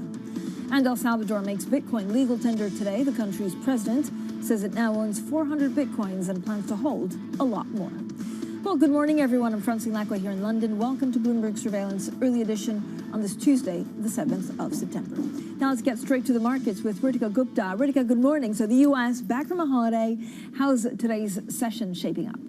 Yeah, Francine, let's start and have a look at how we're shaping up here in Europe. You can see we're down some 0.1% here on the stock 600 after what was a pretty strong session yesterday. Maybe some profits being taken off the table here, but really looking ahead to that ECB meeting on Thursday. We can see over in the Europe, the S&P futures pretty much flat this after that US Labor Day holiday. And of course, we did get that disappointing jobs data out on Friday, but interestingly hasn't fed in so much into the equities picture. But where we have seen some significant moves are in the yield space, some steepening of the curves. You can see that 10-year yield up to 1.35% now. And I also want to point out Brent, so that moving to $72 a barrel higher. This is after we get some strong data out of China, particularly on the export front. So giving a rosier picture here for demand. Where we're not seeing quite so much of a rosier picture is in the US. If we flip up the board here, this is after Goldman Sachs downgrading their forecast for growth in the US to 5.7% from 6%. And they're really citing this down to the American consumer, which we know makes up about 70% of the economy. They're saying they're going to rein in spending down to the Delta variant, also shifting some of that spending from goods to services, and also that fiscal support being reined in as well. So they say that's all going to hit the US economy, Francine. Rika, what are some of the movers today? Yeah, Francine, let's flip up the board. We're going to start off and look in the telecom space. So Deutsche Telekom here getting a nice boost up some 0.4%. This is after a deal here to divest its Dutch T-Mobile unit for about $6 billion. This is set to be the biggest deal in the European telecom space this year. Meanwhile, they're also upping their stake in T-Mobile US. So all of that boosting in nicely for the stock. A stock moving to the downside, down some 6% or so, is TP ICAP. They had some earnings out, not looking so great. Operating profit missing estimates. It was down to $117 million for the year. That's down some 26%. They're citing FX impacts and also spending weighing on their margins. And a key line from that markets have been uncommonly quiet. So a lot of that volatility being sapped out, not doing so well for their trading. And now I look at some of the luxury stocks moving higher today. LVMH, Burberry, Moncler, up today. This on Hong Kong reopening its borders with China. So some of those strict quarantine measures being able to be bypassed. So this is a boost here to the luxury sector. Ritika, thanks so much. Ritika Gupta there with some of your main movers today, and watch definitely for the telecom sector. Now, let's talk about the link between mobile phone credit and relief aid. Out of the world's 5 billion mobile phones, 80% are prepaid. A huge chunk of them have no credit. This actually means they cannot place calls, send messages, or access data. Whenever political unrest or a refugee situation unfolds in the developing world, like the one we recently seen in Afghanistan, demand for credit increases in the affected areas. Now, Ding is the world's leading international top-up service. Through the app, users can actually send mobile credits straight to other people's phones. Now, this direct top-up system avoids the need to wire cash to the recipient, which could potentially expose them to a dangerous situation at the other end. Now, this month, Ding launched a top-up fund to send credit to those in need, especially those in Afghanistan and in Guinea. We're delighted to be joined by Mark Roden, the Chief Executive Officer of Ding. who joins us now. Mr. Roden, thank you for taking time out of your busy schedule. Now, this is an absolutely revolutionary idea that if you have someone in Afghanistan that actually needs money to be sent from A to B, I, Francine Lacqua in London, can send money anonymously to a mobile phone in Afghanistan. Give us an idea of how much money has been transferred this way. So in the last month, over $1 million has been transferred to people in need in Afghanistan. Ding.com/donate enables anyone abroad to add value or credit to the cell phone, no matter where that person is in the world, so long as they have a prepaid cell phone. Mark, how much money has been transferred this way? Can you give us an idea? Do enough people know about the service that you do? A lot of people think, well, how can I help a person, a family in need in Afghanistan and elsewhere? So elsewhere, for example, in Haiti and in other troubled spots around the world, we've seen a coup in Guinea also recently. Ding has transferred last year just under $750 million to cell phones from the developed world to anyone in emerging markets. So how does it work? Do I need a mobile phone if I want to, say, send money to someone in Afghanistan, for example? Or do I give Ding the money and then you send it to a number of mobile phones that are not, that need money? Yes. So we have a very close relationship with the United Nations and also a range of accredited international organizations who are supporting people in need in Afghanistan. We have the same infrastructure in Haiti and also in Jamaica. We work closely with Digicel and other leading cell phone operators around the world. And you can just go to ding.com/donate, send as little as you like, as low as $10, as little as $10, and we will ensure that that gets sent to someone who is in either is in trouble or who is in need of credit and wanting support. Mark, I mean, unless you have the phone number somewhere, how do you make sure that you're not topping up, the mobile phones of Taliban or fighters or, the people that could actually be, dangerous for the safety of the others? And how do you make sure that there's no retaliance, that actually those numbers, the money can't be tracked to, for example, pinpoint the dissidents or the people that have money coming from outside? So firstly, Ding enforces the most rigid fraud methods and technology and data analysis techniques that we have built up over 15 years. So we can look at the velocity of amounts being sent to mobile phones anywhere in the world. In terms of the numbers that these are being sent to, we only ensure that the organizations we work with are accredited and that are doing good in these countries. You have a deal with Poland Capital. How much does it value Ding at? Is it a unicorn company?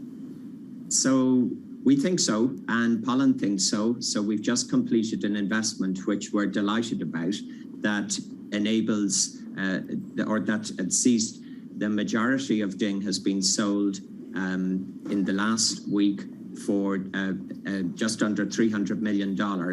And this means that we're positioned for substantial growth for the future. So that means, Mark, what, that the whole of the company is valued at how much? And do you see yourself partnering with Google and Alibaba, or do you actually see them as rivals? Yeah, so that is the value of Ding in this transaction. We enable not just prepaid cell phone credits to be transferred, but also gift vouchers and other services. Utility bill payment is something we're looking at as well. We also see with Poland a great opportunity with their expertise and experience to engage in acquisitions to increase the scale of Ding and also potentially, go well in excess of $1 billion in the next few years. Where specifically, Mark, are you looking to expand Ding in the coming years? So we're particularly interested in Central America and the Caribbean. We're very interested in Near Asia and also in West Africa and Central Africa. All right. Well, thank you so much for the time. I hope this is, the first of many interviews to come. Mark Roden there, the Ding Chief Executive Officer. Now, up next, we speak to the founder of magazine Monocle, Tyler Brûlé. He's in Milan as the world's biggest furniture fair. Salone del Mobile returns after a year's absence. Now, if you have any questions for Tyler, IB Plus TV Go. This is Bloomberg.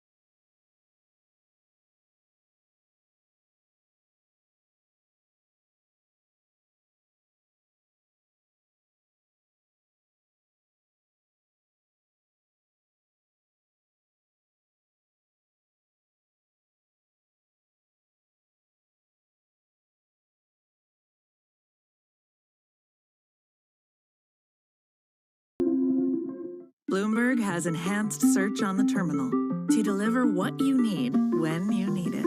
Now, you can simply type phrases in everyday English in the command line. Compare financials. Find people. Analyze markets.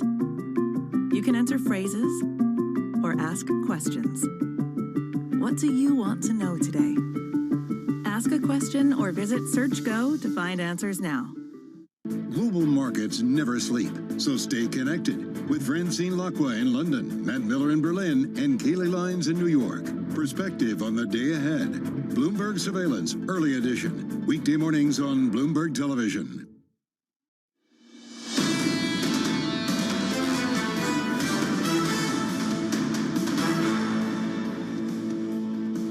Economics, finance, politics. This is Bloomberg Surveillance Early Edition. I'm Francine Lacqua here in London. Now let's get straight to Bloomberg Business Flash. Here's Leanne Gerrans. Hi, Leanne. Hi, Francine. Deutsche Telekom has agreed to sell its Dutch unit to Warburg Pincus and Apax partners for just over €5 billion. The funds will purchase T-Mobile Netherlands from the German telco and its venture partner Tele2, which currently owns a 25% stake. The deal looks set to be one of the largest transactions in the European telecom sector this year. Now, car parts giant Continental says a boom in demand for advanced driver assistance systems is boosting sales. But speaking at the IAA Auto Trade show in Munich, the CEO warned the global chip shortage will not ease anytime soon. It will go for sure within 2022. And there, it all depends how the demand and supply pattern will look like. But for the time being, not only in the automotive industry, but as well in consumer electronics, you still see home office appliances. You still see a strong demand for semiconductors going forward. And as long as this gap exists, it goes farther through 2020. And George Soros has called BlackRock's China push a tragic mistake that threatens U.S. security interests. The billionaire financier wrote in the Wall Street Journal that the move is likely to lose money for the firm's clients.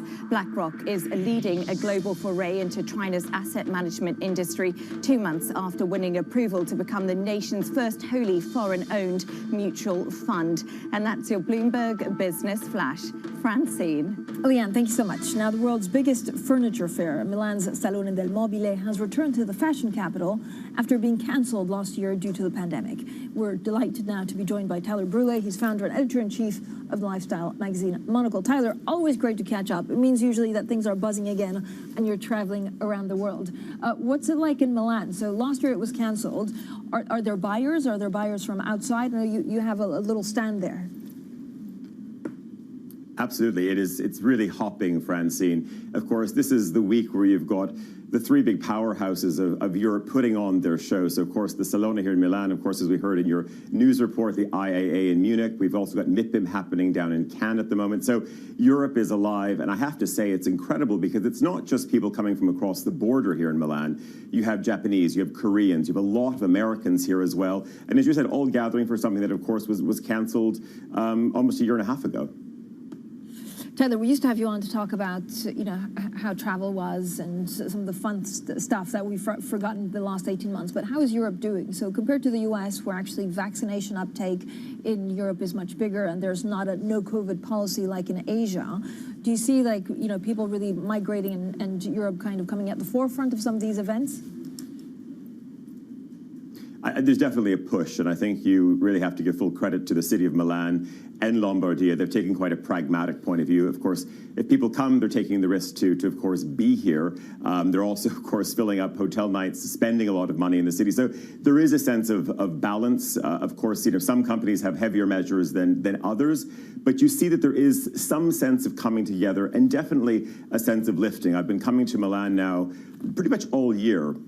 And the situation, Francine, has definitely improved. I think it was almost a little bit overbearing, of course, for obvious reasons for a while. But I think we need to see a bit of a coming together in Europe at the moment. If people are going to be getting out, if you're going to be crossing borders, and many borders, even in one day for business, we have to have a little bit more of alignment. And right now, it's still a bit of a mix when it comes to, of course, what hygiene requirements are. Tyler, I also want to ask you about your media properties because you've launched a new magazine. Do people still want to, buy magazines and read them in paper form, or has it moved online? Well, it's amazing. I think with so much screen time over the last, of course, year and a half, Francine, where people are just, of course, glued to various video conference calls on screen all the time, we see really an extraordinary uplift, especially at weekends as well. So it's not just our title, but if we look at also the weekend newspapers across Europe, which we're selling in our kiosks, it's amazing. People don't want to be looking at a backlit screen. So I think just in terms of consumption, there's definitely something there. But the flip side, we're sitting in Milan right now. We're in the midst of course, this major furniture fair. This city, of course, is known as one of the luxury hubs for Europe. And I would say on paper, this is still where major luxury brands want to be. Yes, they do digital. Of course, they do out of home. But you would say that a lot of those brand owners, they like big real estate. They want to see their brands big. They want to see their logos big. And newspapers and magazines can still deliver that. So how do you see us, spending, traveling, and shopping differently post-pandemic? I think I think if you put the two together, I think it's a bit of a long haul still till we see a real bounce back for travel retail. I've been going through lots of European airports still. And you see, of course, a lot of those main, let's say, those luxury stores, many are still shuttered, but they are opening. You do see the doors reopening again. But certainly, I mean, we've also seen that, maybe, some of the equations that people had worked with are changing. Front of the aircraft travel, if you look north of here, for example, to Munich, of course, a major hub for Lufthansa, they've had to bring back some of their old 340s almost out of retirement or out of the desert because people want to be flying at the front of the plane. People want a little bit more space. If you're going to be in the air for 9 hours, maybe you don't want to be in premium economy. Maybe you're going to speak to your COO and be allowed to upgrade to the front. So I think that's certainly, one area we're going to see change. And of course, Francine, there's been a huge uplift, of course, in the amount of private travel as well, or private aviation, I should say. Yeah, we're going to speak to the holder of the Amex here at Bloomberg. Tyler, when you look at the revenue spending, or actually ad spending, you said you had a fantastic year for Monocle. Where's that spending coming from? Is it specific industries that actually want to make sure that they're not left out and so are spending, maybe took away spending dollars from elsewhere, putting in magazines? It's really mixed. It's great. It's also there's a diversity and the risk is spread. But I think the big competition right now, Francine, is the bounce back. It's not, you wouldn't really say it's an industry, it's government. So you see government's inward investment agencies spending, of course, encouraging people to set up shop in other corners of the world. Tourism already as well. If we look out 6 months, you see a lot of regions and governments really jockeying, of course, for spend around the post-Christmas period as well.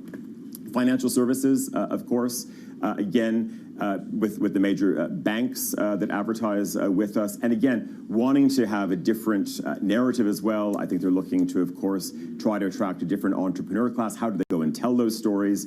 And then, of course, the luxury goods industry as well is incredibly important. And for us, if we look back, we're almost coming up to 15 years of being in this business with Monocle. It will be our best revenue year ever. I mean, that's, pretty incredible. Tyler, I mean, I haven't caught up with you for a pretty long time. How, the last 18 months, how do you think it will change us? How does it change the business? Is there anything good that will come out of it? I think it just makes us work harder. I would say that, for us, of course, we had to adhere to many measures, but we were really out on the road a lot. So yes, there was enough screen time as well, but I really made sure, listen, we're in the news business like you are. People have to be out on the road. We don't have as many correspondents or as many bureaus, but when and where possible, it was about being not just there to tell the story, but also being in front of clients as well. That's something that can't change. People, of course, will be more measured in terms of where they're going to spend certainly when they send their staff out on the road. But I still think you have to come together face-to-face to close a big deal. All right, it's a date, Tyler. Thank you so much. I can't wait to see you actually in real life and maybe have a cappuccino face-to-face. Back in London soon, hopefully. Back in London, the founder and editor-in-chief of Monocle. Now, coming up, more than $200 trillion of financial products are tied to it. But with less than 4 months until dollar LIBOR is replaced by SOFR, we track the transition. Life after LIBOR is next. This is Bloomberg.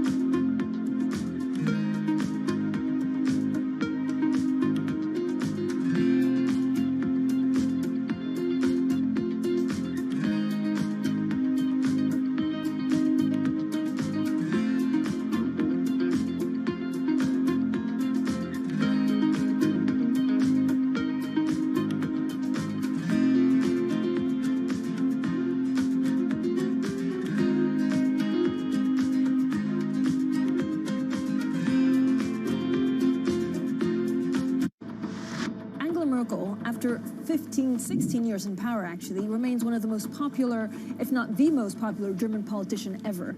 Who's the right person to fill those shoes? Well, whoever is going to be filling those shoes is going to have a very hard time. Look, as the Merkel era ends, most of the certainties which we Germans, during 16 years of Merkel, tended to take as forever are evaporating before our eyes. The eternal assurance of the United States always protecting us, that's gone out with Donald Trump. The certainty that we will build an ever closer union, the EU, has gone out of the window with Brexit. Access the financial world on demand. Hear from leading economists, policymakers, and industry experts via live and on-demand webinars, only from Bloomberg. Start exploring to see what's moving the markets. Visit Bloomberg Bloomberg.com webinars. It's really a reminder, isn't it, just how sensitive the markets are to any commentary about trade. We did see some pressure on the yuan, we did see some pressure on the futures. That is now being reversed.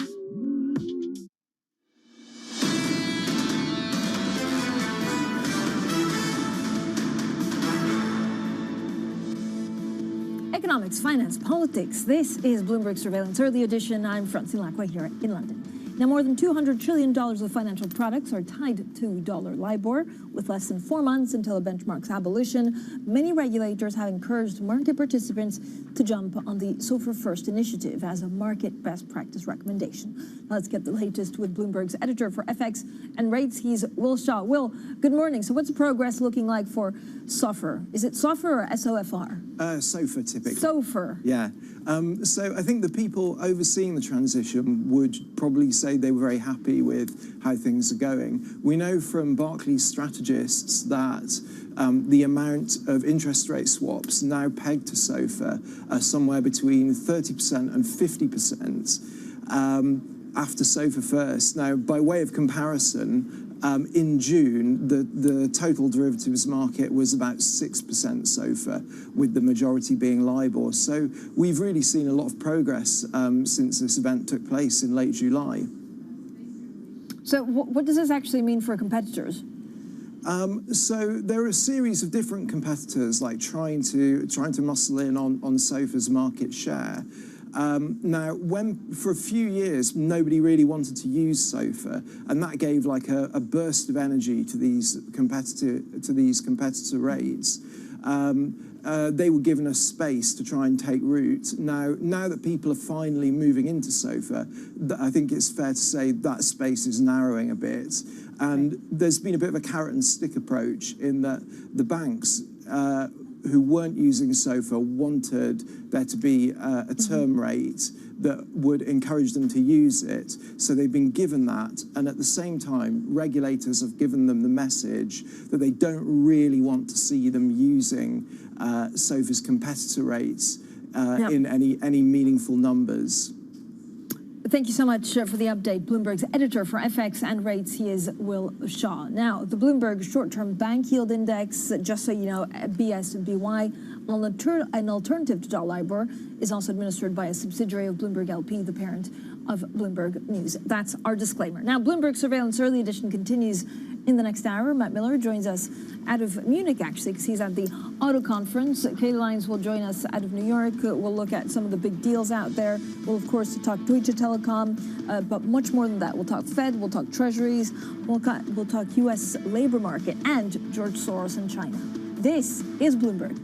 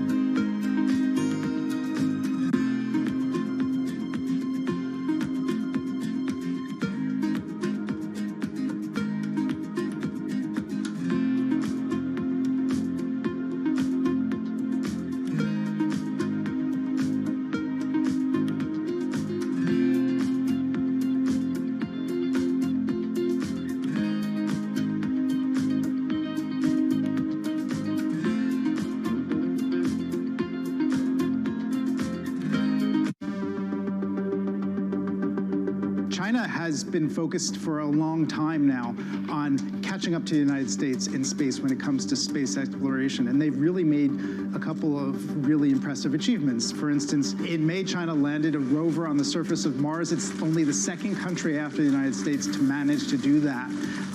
In June, China sent astronauts to its space station, which is still under construction. China is not part of the International Space Station because the United States worked to exclude China from that. But instead, the Chinese are working on their own. That's scheduled to be in full operation, I think, next year. The Chinese have really come a long way in space. That said, all of that's run by the Chinese government. There is a role for Chinese companies to play in the space program. They're not being as front and center, say, as Elon Musk with SpaceX or Jeff Bezos with Blue Origin. China's companies are playing a more supportive role, I think it would be a fair way to say it, working on things like satellites, rocket launch operations. They're leaving the really big, sexier items when it comes to space exploration, leaving those to the Chinese government.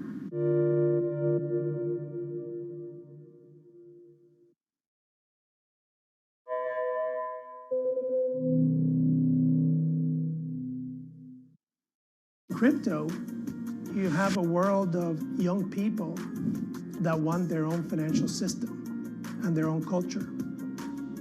And it is very powerful, and I'm a big believer in it.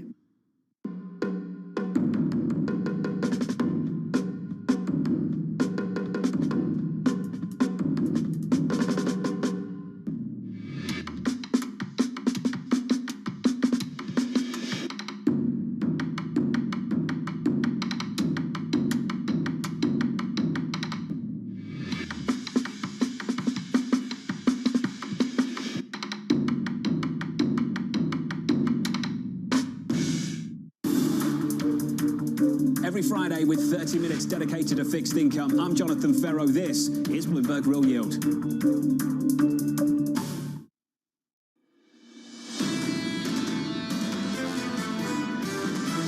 We will remain in shortages for the next months or even years because semiconductors are in high demand. Structurally, it's something that the chip suppliers and the wafer producers are telling us will be with us to an extent also next year. It will go for sure within 2022. And there, it all depends how the demand and supply pattern will look like. This is Bloomberg Surveillance, early edition, with Francine Lacqua, Matt Miller, and Keely Lines. Standing by. Well, it's 10 a.m. here in London, 11 a.m. in Berlin, 5 a.m. in New York, and 5 p.m. in Hong Kong on this Tuesday, September 7th. Our top stories today. Tough road ahead for the American consumer. That's what Goldman Sachs predicts as it cuts its forecast for U.S. economic growth. Well, it's George Soros versus BlackRock. The billionaire money manager calls the firm's China investment a risk to client money and U.S. security interests. And Deutsche Telekom's wireless windfall, it's agreed to sell its Dutch unit for $6.1 billion to a pair of private equity firms. Now, there's quite a lot going on in the markets. Kaylee, we're actually seeing almost record highs despite the Delta variant fueling, once again, inflation concerns and fueling, possible lockdown resurgence. Yeah, Francine, global stocks right around all-time highs and a lot of outperformance actually coming from Asia. Stocks in the region higher for an 8th day in a row. One of your outperformers in the session overnight was actually China. The CSI 300 up more than 1% after really strong trade data, both imports and exports surging to records. You also saw some outperformance coming from Japan. The Nikkei 225 actually briefly crossing that 30,000 level. It did not close quite at that level, but still at its highest since back in April. And one individual stock to note in the Japanese session was actually SoftBank. It was up about 10%, its best day in 9 months after a stock swap deal with Deutsche Telekom that will see it with 4.5% stake in Deutsche Telekom and a 3.3% stake in T-Mobile. In other asset classes in the bond market, I would point to the New Zealand 10-year yield. It was up to 2.01% or so, the highest since April of 2019, amid bets that the central bank is going to hike next month. But the central bank in Australia may be a little bit more cautious. Yes, it is tapering, but it's still going to buy bonds until at least mid-February. And as a result, the Aussie dollar is the big underperformer in the G10 space, weaker against the U.S. dollar by about 0.3%. Now, here in the U.S., of course, we are coming off of a long weekend and that really weak payrolls report on Friday. Ahead of that, futures are off session highs, still in positive territory, but we're up only a point on S&P E-minis. And you are seeing some selling in the bond market. The 10-year yield, Treasury yield, up nearly 4 basis points now. We're sitting at 1.36 or so percent. The dollar is stronger on the day. And then, of course, I also wanted to point to Bitcoin because today is the day that it becomes legal tender in El Salvador. Bitcoin was higher earlier above that $52,000 level, but it's starting to give back some of those gains, now down about 1%. Matt? Francine. Actually, Kaylee, let me pick it up. Yeah, I had this explosive conversation with Mark Mobius on Bitcoin. He was really interesting, saying, look, Salvador, great, they can do it legal tender. Mark Mobius will actually not be invested in Bitcoin. All right, this is a picture overall for European markets. The UK, I'm particularly interested in. Now, it's a little bit of a sea of red, nothing huge, but 0.2% lower. Kaylee had a really nice roundup on the markets. You can see the DAX down 0.2%. In the UK here, the FTSE 100 dragged lower by a couple of the financial stocks under pressure, maybe because of what George Soros said on China, you know, really pushing back against BlackRock, saying you understand nothing about China, you shouldn't be invested there. Some of the financial stocks in the UK are also heavily weighted on China. The other story, of course, the UK coming up with the social care reforms, which pits Boris Johnson against his own MPs. All right, the European stock 600, you can see, down some 0.2%. German bonds, nothing changed, but we are on election watch. And then finally, pound, you can see euro, well, not euro dollar, but sterling at 138.20. So, Kaylee, we're watching all of this and kind of seeing whether we have a new record high today. We'll wait and see, Francine. 4.5 hours or so to go until the U.S. Open, so we will see if we can indeed hit a record. Now, as for what else is ahead today, Germany's IAA Mobility Trade Show does continue. We will speak to the Lamborghini CEO, Steven Winkelmann, at 9:30 a.m. New York time. And El Salvador's Bitcoin law takes effect. As we were just mentioning, Salvadorans will be able to download the government's Chivo digital wallet, enter their ID number, and receive $30 in Bitcoin. The government has also prepared 200 ATMs for the conversion. And as Francine was just mentioning, UK Prime Minister Boris Johnson will announce his long-awaited plan to reform social care at 7:30 a.m. New York time. This risks a major row with his own party over a potential tax rise. Francine. Yeah, over to Germany first. And after almost 7 decades in Frankfurt, the International Motor Show, Kelly, has found a new home in Munich. The IAA in the Bavarian capital is the first in-person major European car show since the start of the pandemic. Well, Matt Miller on Car Watch. Matt, I know yesterday we talked about mobility, we talked about batteries and sustainability. What are you hearing today? Well, today is a little bit more political, Francine, because Angela Merkel, the German chancellor, is going to come here, and it'll be her last visit to an auto show as chancellor, because, of course, there are going to be elections on September 26th, and after that, she'll be out. She's not running. So today, a lot of people are talking about what can the government do to help this electric transition. A lot of the auto manufacturers are asking, what can the government do to help us make more money and make this shift to electric vehicles? So that's really the topic du jour. A lot of people are talking about the possibility of raising gas prices, which is interesting.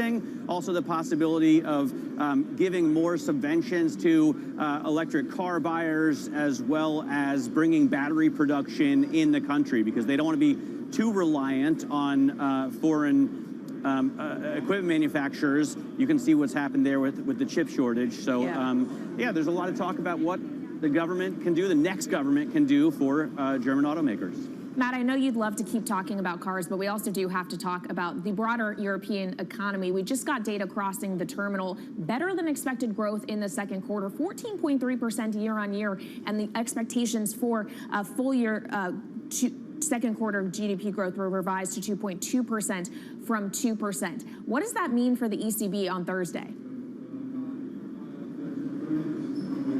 Well, the ECB is in a pretty tight spot, and also monetary policy itself is in a pretty weak spot. There's not really much they can do to affect growth either way. Fiscal's really taken over the conversation. So we'll watch the ECB, of course, as we always do, and you'll see maybe some knee-jerk reactions in the currency or bunds, but think about how much of the economic growth you just talked about really comes from the ECB and monetary policy. Almost none of it, right? It's all just a function of the rebound from the lockdown. So just like the Federal Reserve, I think right now the ECB is going to hold tight and try not to screw things up.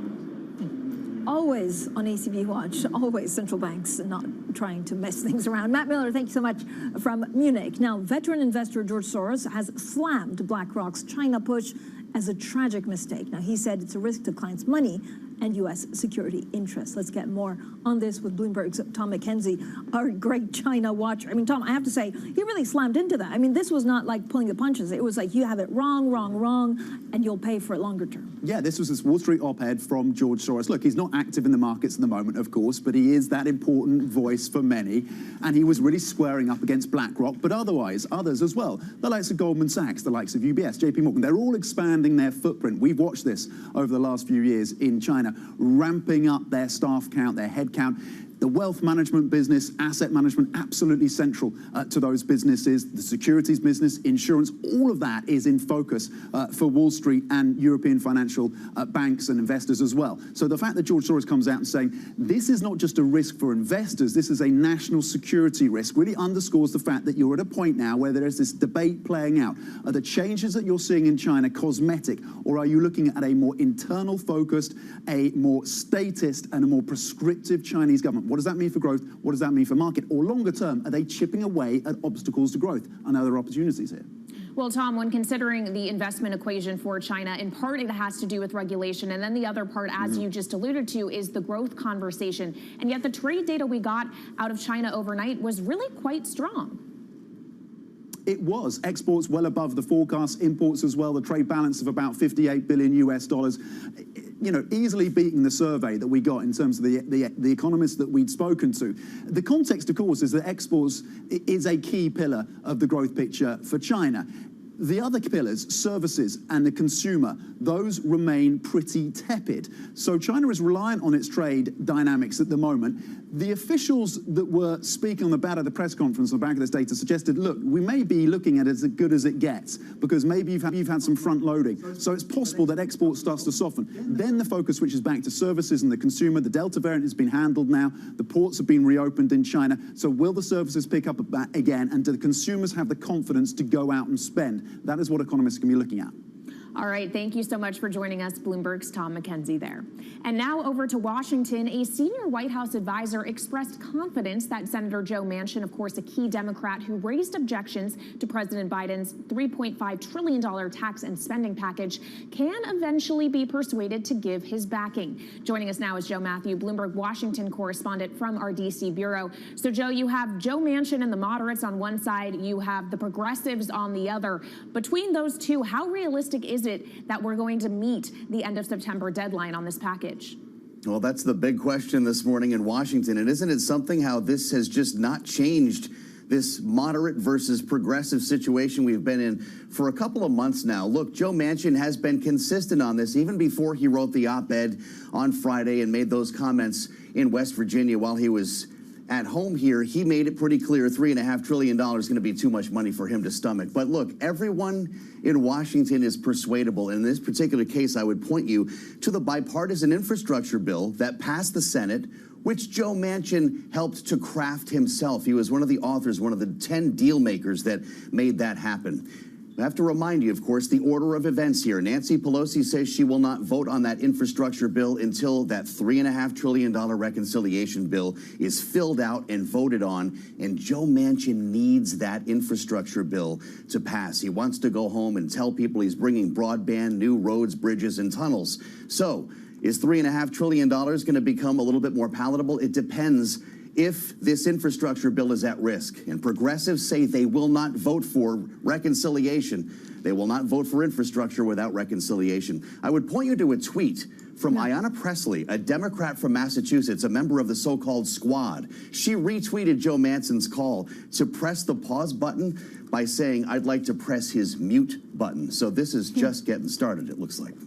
All right, Bloomberg's Joe Matthew in our Washington bureau. Thank you so much. And make sure to tune in to Joe on Sound On at 5 p.m. Eastern Time, where he will deliver insight and analysis on the latest headlines from the White House and Capitol Hill. It can now be heard in Boston on 106.1 FM. And now back to the markets with a look on some stocks moving in pre-market trading here in the U.S. And I feel like it's been a while since I talked about a Reddit stock, but I have to talk about one today because IronNet is up 115% in pre-market trading after getting touted online. It is cybersecurity company, literally seeing shares more than double in early hours here in the U.S. Another mover to the upside, although this move looks pretty unremarkable in comparison, is Match Group. It's higher still by 12.5% on news. It's going to get added to the S&P 500, welcoming it to the big leagues. It will officially be effective as of September 20th, but the share is getting thought ahead of that. And another mover to the upside is Alcoa, of course, the aluminum producer. You had all that turmoil in Guinea, the coup over there, putting into question its production of a key supply in making alumina, and that leads to higher aluminum prices. That's a good thing for Alcoa. That stock is up about 3.2% before the bell, Francine.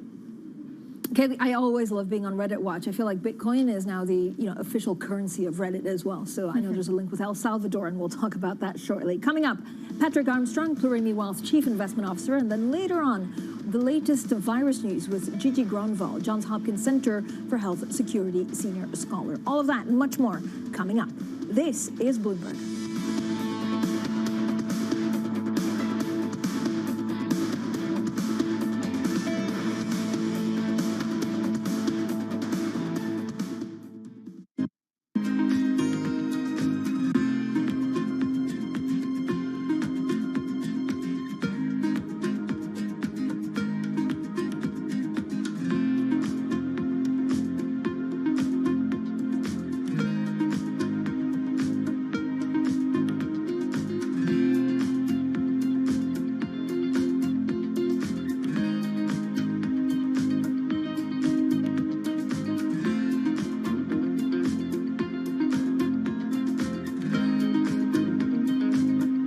Can come together to help less developed, fragile, vulnerable countries with adaptation and resilience, and we can do what we developed world need to do to reduce the damage being done by our practices of the way we produce energy. But how likely is it that we keep that 1.5 degrees within reach? Well, look, the Paris Agreement said well below 2 degrees. That's what everybody signed on to. What is well below? It's certainly not 1.9 or 1.8. It's somewhere close to the 1.5 degrees. And so I think it's very important to do it because every decimal point of rise in temperature is remarkably compounded in the damage that it does. We're at 1.2 degrees today, and you see what's happening. Imagine what happens when you're at 3 degrees or so, which is the track that we are currently on. Lots happening on Wall Street. It's the basic law of economics. The Fed is telling us this is transitory. Need to catch up? This is Bloomberg Wall Street Week. I'm David Weston. We've got the information and insights. David, you just hit the nail right on the head. From businesses most influential and instrumental. I support the new framework. We need to invest in our systems. Bloomberg Wall Street Week premieres Friday with replays all weekend on Bloomberg Television and Radio.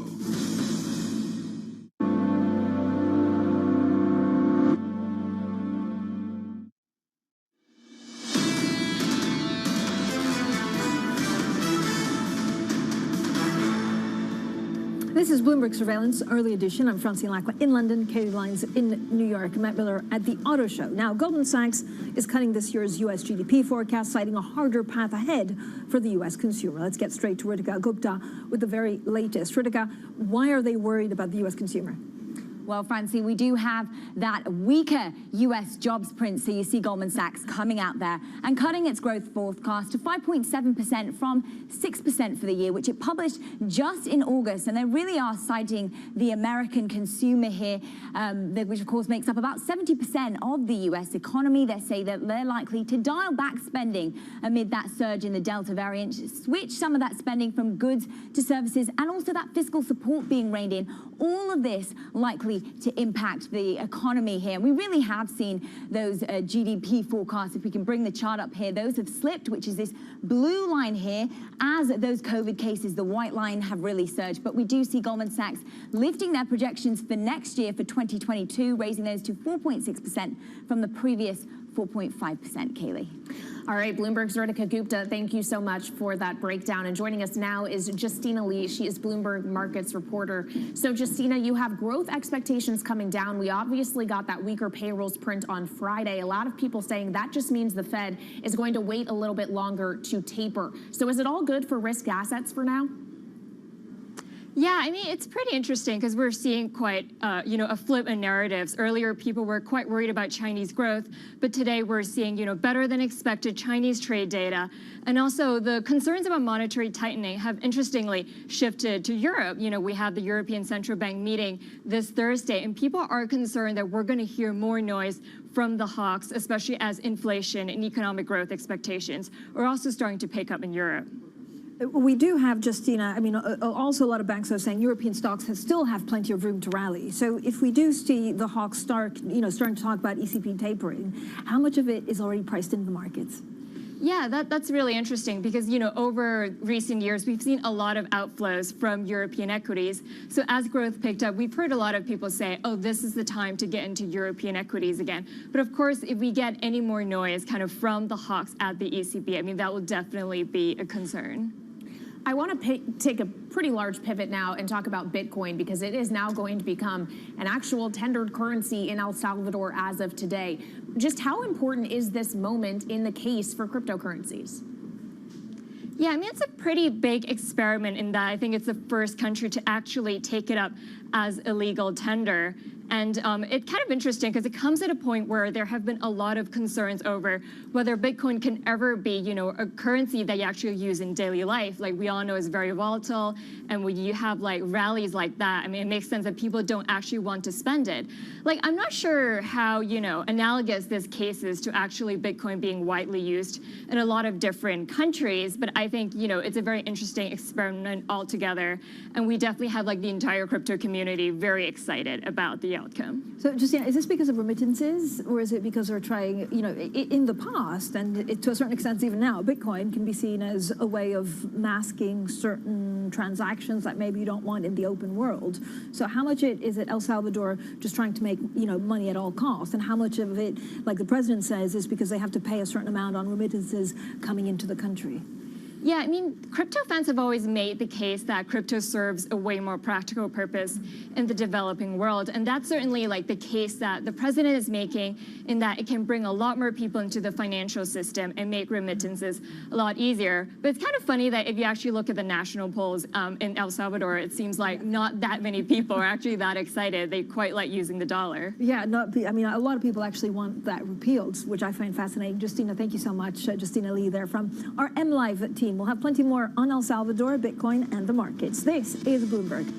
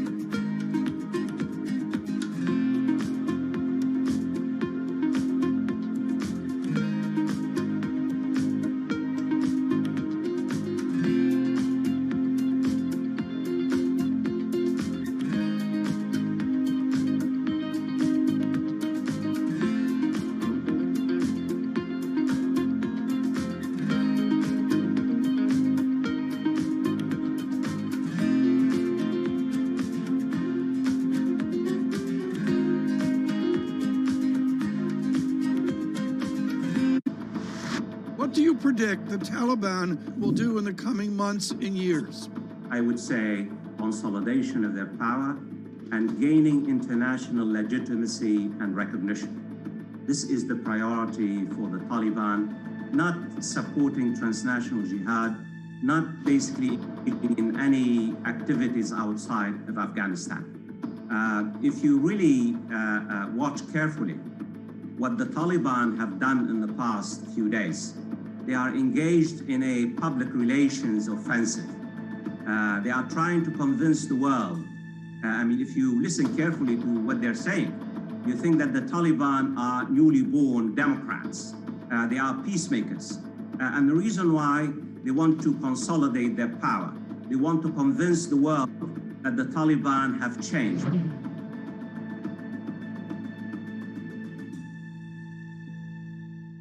The power of Bloomberg. get the session started and wrap up the trading week. News. Who knew that one earnings story could take the entire market? There's upward pressure on wages. Analysis. This is really a slow, ongoing implosion. Context. Is there veracity to this granular data of ADP? It's an ugly report. The power of the Bloomberg terminal. The power of Bloomberg television and radio. Tesla's the one that we got our eyes on. Bloomberg has it covered.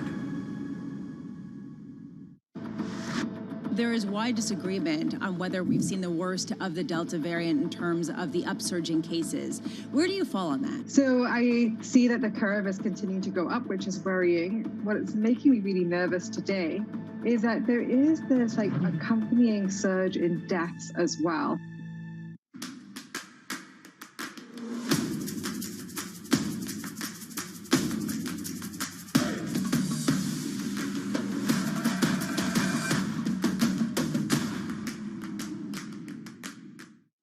Market that over the past few weeks has made it clear it wants to go higher. It got a little spooked by the idea that geopolitical tensions are rising.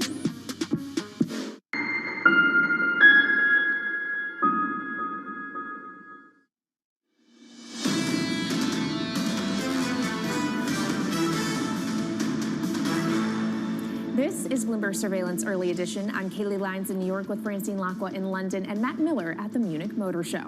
Now let's get the first word news. And British Prime Minister Boris Johnson will risk a major fight with his own Conservative Party today.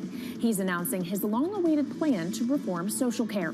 To pay for it, the government is likely to confirm plans to go ahead with a $14 billion tax increase, despite pledging not to do so in the Conservatives' election manifesto. Speaking of the UK, it's one of the most contentious issues of Brexit. The UK has extended post-Brexit grace periods for trade between Great Britain and Northern Ireland.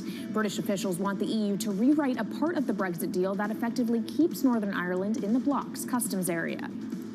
Deutsche Telekom has agreed to sell its Dutch unit for $6.1 billion. The buyers, Warburg Pincus and Apex Partners. It's one of the biggest transactions in the European telecom sector this year. Meanwhile, Deutsche Telekom and SoftBank have announced a share swap plan that will increase the German company's holding in T-Mobile US. And aluminum traded near the highest since 2011 following a military coup in Guinea. The West African nation is a major producer of bauxite, a key ingredient in the metal. China imports more than half of it from Guinea. The leader of the coup called for continuity of production in mining. He also said existing mine agreements will be honored. And Francine, of course, a very important story, but equally as important as it is whether or not it is pronounced aluminum or aluminium, which I think you might say. I know. I mean, I feel like it's Tuesday and it's after U.S. Labor Day, so we're allowed. So Kaylee and I have actually gone down a black hole of kind of, figuring out what words are also pronounced differently, or at least I've gone into that black hole, Kaylee. I found 10. We have vitamin, we have schedule, we have garage, water, mobile, and advertisement. Those are the key, and aluminum, the key 10 words that the Americans and the Brits pronounce differently. Garage. How do the British pronounce garage? I mean, don't ask the Italian. Garage, garage. A lot of different accents. Yeah, it has to sound very posh. Garage. Yeah. Vitamin. And tomato. I That's don't know my if favorite. tomato was on the list. Tomato? Yeah, I just sound like I'm trying to fake a British You're accent. so British. I know, I love it. But this is why, look, bauxite and aluminium is a huge story because we use it in almost everything. It's not only cars, but it's, of course, washing machines and the like. But we have had a little fun on, hearing our different newsrooms pronounce it differently. Yeah, and decisive market reaction to that spike in aluminum prices. Of course, we will talk all things markets in just a moment. Patrick Armstrong, Thurimi Wealth Chief Investment Officer, will be joining us. This is Bloomberg.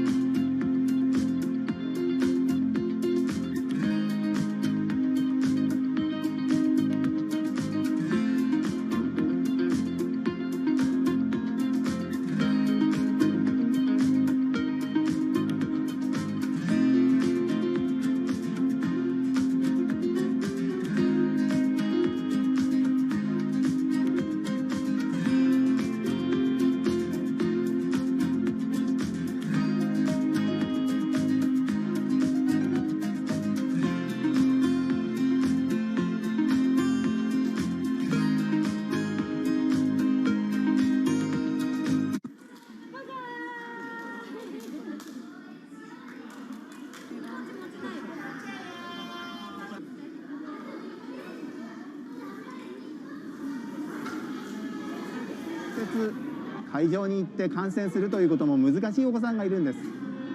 このように冷房の効いた香港の体育館の中で、それこそ大会の最前列で観戦ができる、体験ができる、こういうことをとてもありがたいことだなというふうに思っていますし、この技術に感動しています。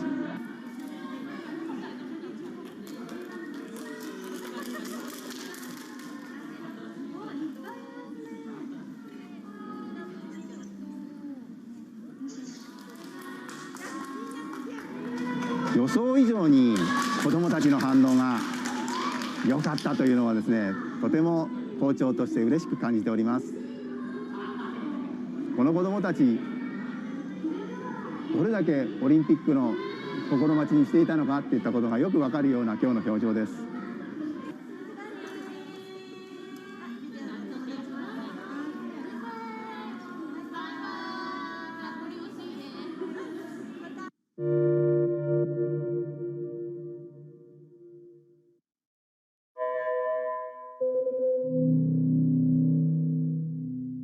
Mercedes-Benz is on a path towards CO2 neutral mobility. So we have flicked the switch there, and really we're going to step by step electrify everything. And what does that mean? Combustion engines get electrified. Trading revenues coming in better than expected. Everything cash, $1.4 trillion of cash. One of the most notable aspects of this report that was stellar.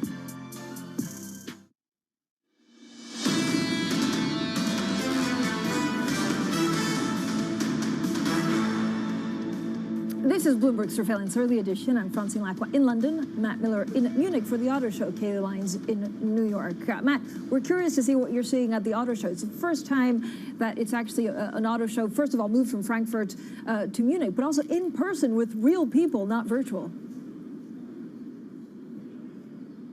Yeah, and there are a lot of people here, although there could be more. Apparently, protesters have blocked the roads outside of the auto show, so traffic is at a standstill and more participants are having difficulty getting in. It's a pretty classic Extinction Rebellion move. But having said that, there are a lot of bicycles here. There are a lot of alternative vehicles. Almost all of the cars that are being shown have electric powertrains as opposed to gasoline engines. So it is turning out to be a much greener car show than maybe you would have expected, and a lot less of the, big internal combustion gas-burning engines. All right, I'm looking forward to the conversation actually about, some of the engines and batteries. Kaylee, what are the markets looking at?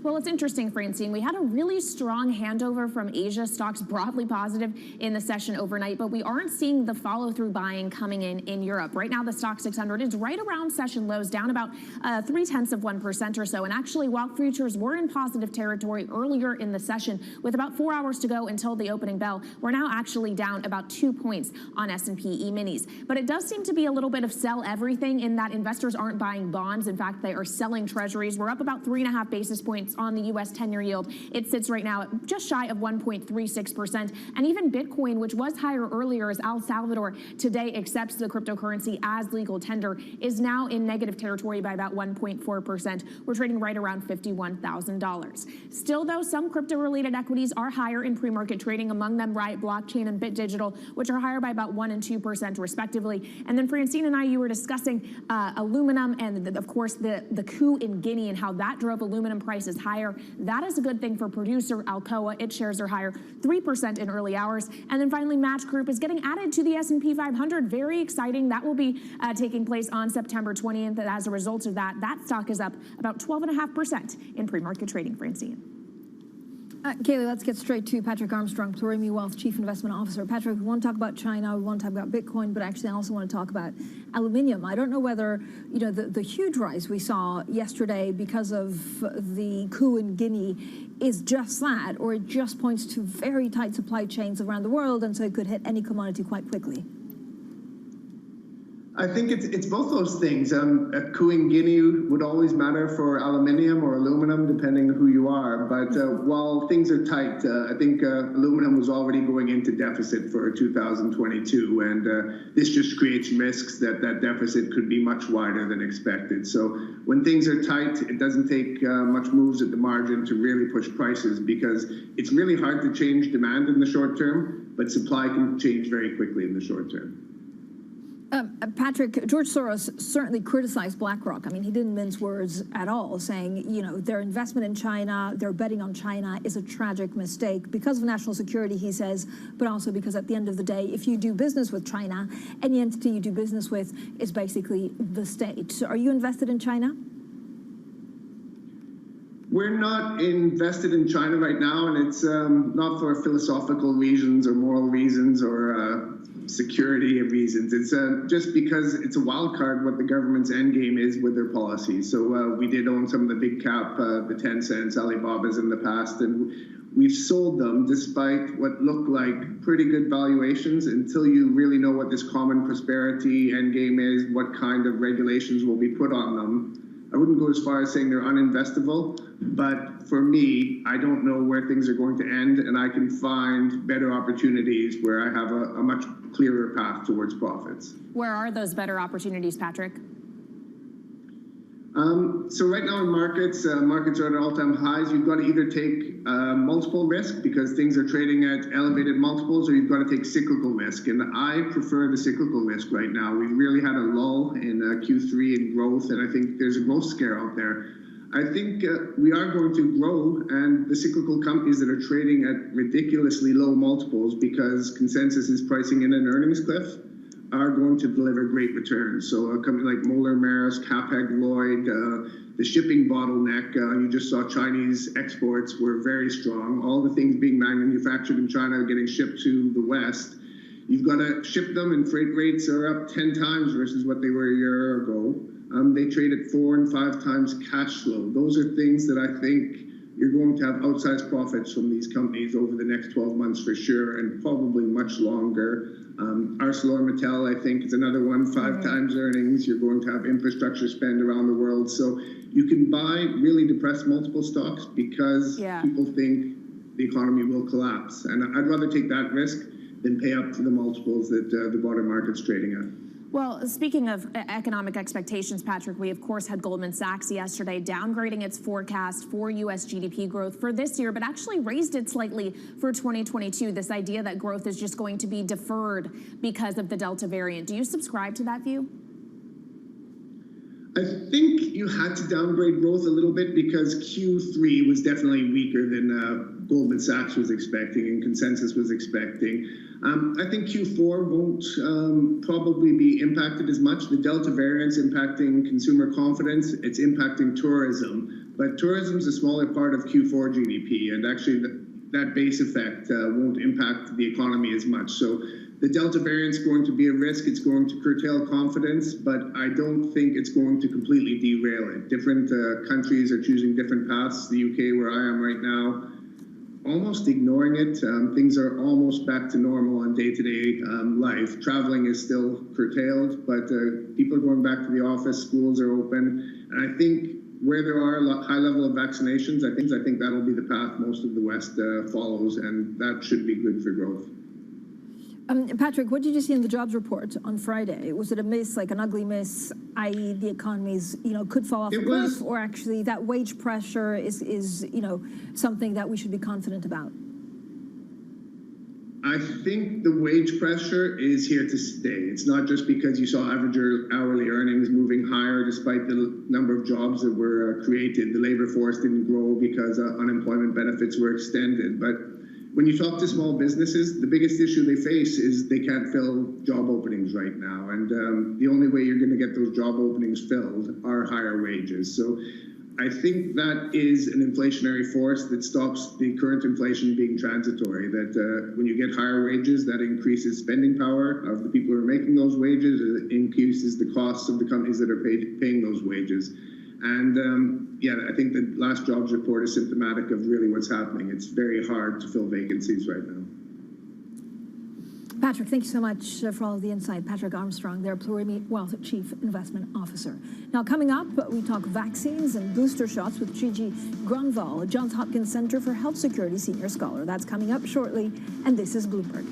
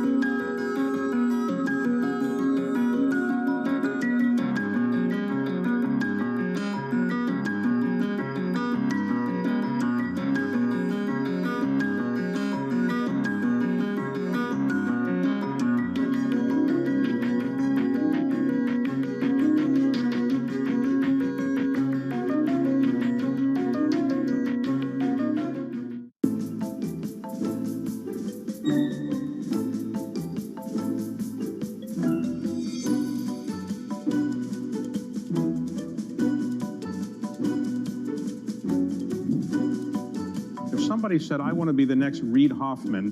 What would you say is the best training ground to do that? Well, I'm still young enough that I'm still hoping to be the next Reid Hoffman myself.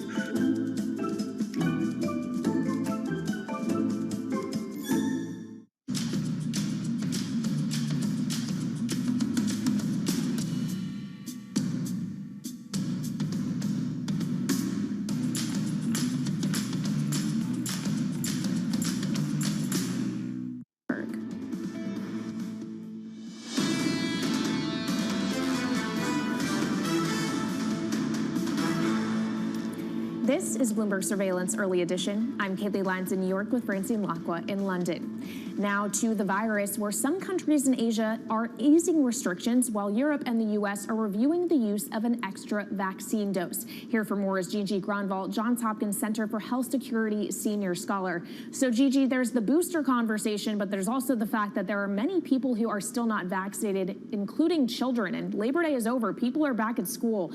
When are we going to see approval for the shot for kids under 12? I know. I'm frustrated with this as well. I have an 11-year-old who I can't wait to get vaccinated. And the signals from the FDA seem to be maybe later this year. They asked for more safety data. What that says to me is that probably the safety signals are small, so it's probably looking good. But, you know, it's really a matter of a couple more months, and that's going to be, unfortunately, too late for many children. But Gigi, what do you mean by too late? Are they more at risk of the Delta variant, or is it just that there's a risk that they pass it on to adults? Yes, I think unvaccinated people are definitely more at risk. Children do much better with if they are infected than adults. That's absolutely true, and that's fantastic. But there are going to be a lot more children that are going to get infected because there's no other means to protect them. Where my kids go to school, I'm very happy to say that they are adhering to all mask mandates. They have testing. They have improvements in air quality, and they're doing everything they can to protect children. In other places in the U.S., you know, it's become a lot more challenging to protect them. What does that mean, Gigi, in terms of what exactly we should be looking at? I mean, is the Delta variant, you know, it passes on. I think it transmits about 40, 60%. But is it also, you know, more of a risk to children? Like, if you have it, do they get over it, or could there be longer term implications? Because if you look at some of the trials, it seems very unclear. Yeah, so it doesn't appear that the Delta variant causes worse disease than other versions of SARS-CoV-2, which is great. It looks like that it's the same virus, but it is more transmissible because people who are infected make more virus. They have more virus in their nose, and so they're breathing more out. So people are more at risk if they're unvaccinated. So I think, as far as long-term implications of if people get infected, if children get infected, I mean, that is absolutely a concern. There are many diseases that have effects 20 years down the road. And so that's, why we need to do what we can to protect people who can't be vaccinated yet. People who can be vaccinated, we really need to do that.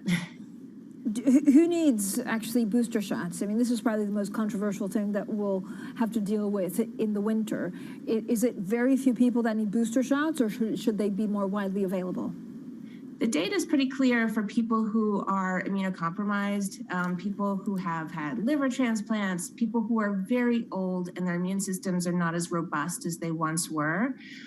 There's a lot more argument about people who are healthy and younger than that. And that's where a lot of the debate is. And there are scientific signals both ways, but I'd say most people are leaning towards booster shots not being as necessary. What should be the biggest priority is getting unvaccinated people vaccinated, because they're the source of all these problems. People wouldn't have to take their vaccine out for a spin if they weren't getting exposed to the virus. So that's really should be the priority. But Gigi, September 1st, certainly in our Western economies, if you're not vaccinated by now, what will make you get vaccinated? Well, we can only do what we can to make it highly inconvenient for people to avoid vaccine, and to try to convince people. I know that that all of us are quite tired of this, but a lot of people are convincible. Of course, there's some people who are just never going to get the vaccine, but there are many people who might be able to be convinced. We have to keep trying because our numbers are still too low. Getting children authorized to be able to get the vaccine will help numbers a lot. So hopefully that will change things around towards the end of the year. All right, Gigi, thanks so much. Gigi Granval there of Johns Hopkins Center for Health Security. Now, coming up, we'll discuss the return to school with former U.S. Department of Education Secretary Arne Duncan. That's at 12:30 p.m. in New York, 5:30 p.m. in London, and this is Bloomberg.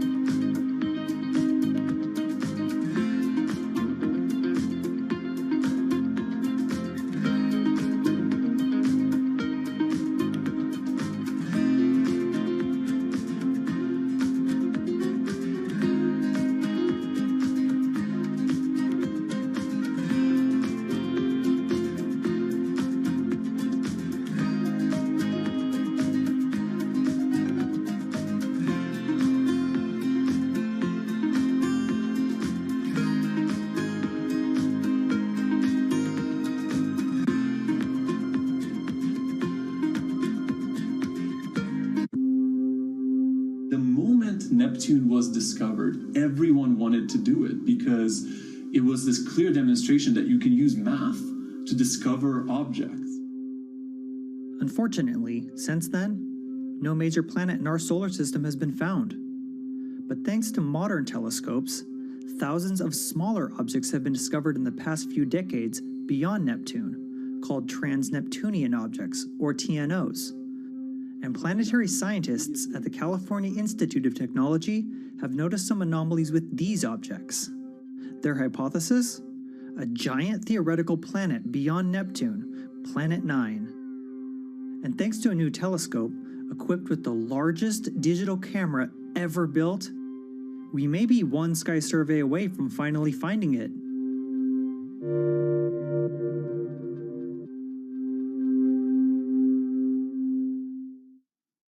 Bloomberg has enhanced search on the terminal to deliver what you need when you need it. Now, you can simply type phrases in everyday English in the command line. Compare financials. Find people. Analyze markets.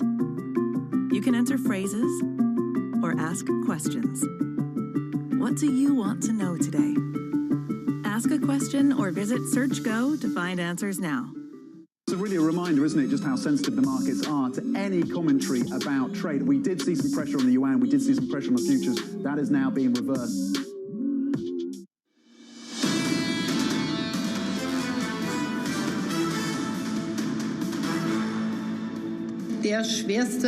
In a few days, citizens will make their choice. Either a government that accepts the support of the left with the SPD and the Greens, or at least does not exclude it, or, I'm just telling the truth, at least not excluding it, or a CDU-CSU-led government that has Armin Laschet as chancellor. The German Chancellor Angela Merkel, there speaking in the Bundestag earlier today, endorsing Armin Laschet in an unusually direct intervention in the election campaign. Now, let's get more with Bloomberg's Maria Tadeo at the Reichstag in Berlin. Maria, I mean, this was an Angela Merkel basically going into bat for her guy. Yes, Francine, and big time. You know, in theory, this was supposed to be a goodbye speech before members of the Bundestag, but instead it was a very political speech from Angela Merkel. It looked and sounded at times, as you played in that tape there, a very almost party-like event in which she said, we really need to think hard about where we want to take this country going forward. And to me, it's clear it should be a CDU-CSU-led government with Armin Laschet leading that government. By the way, Armin Laschet was sitting there listening to Angela Merkel, and this is the most open vocal endorsement that we've heard from Angela Merkel until now, very much reflecting, Francine, that very bad performance from Laschet in polls. And just today, we had a poll from Bavaria. As you know, this is a stronghold for the CSU, the sister party to the CDU, slipping below 30%. That is very unusual for the CSU, and it does show that Armin Laschet does appear to be dragging everyone down across the country in Germany, which, of course, it's bad news for the CDU. You could also argue that Angela Merkel today, it does also signal the desperation from the CDU to try to prop up this campaign. So, Maria, if you look at the polls, first of all, how volatile are them? Are we going to see the election in Germany September 26th? So are we going to see them move enough that actually we could have all sorts of coalition?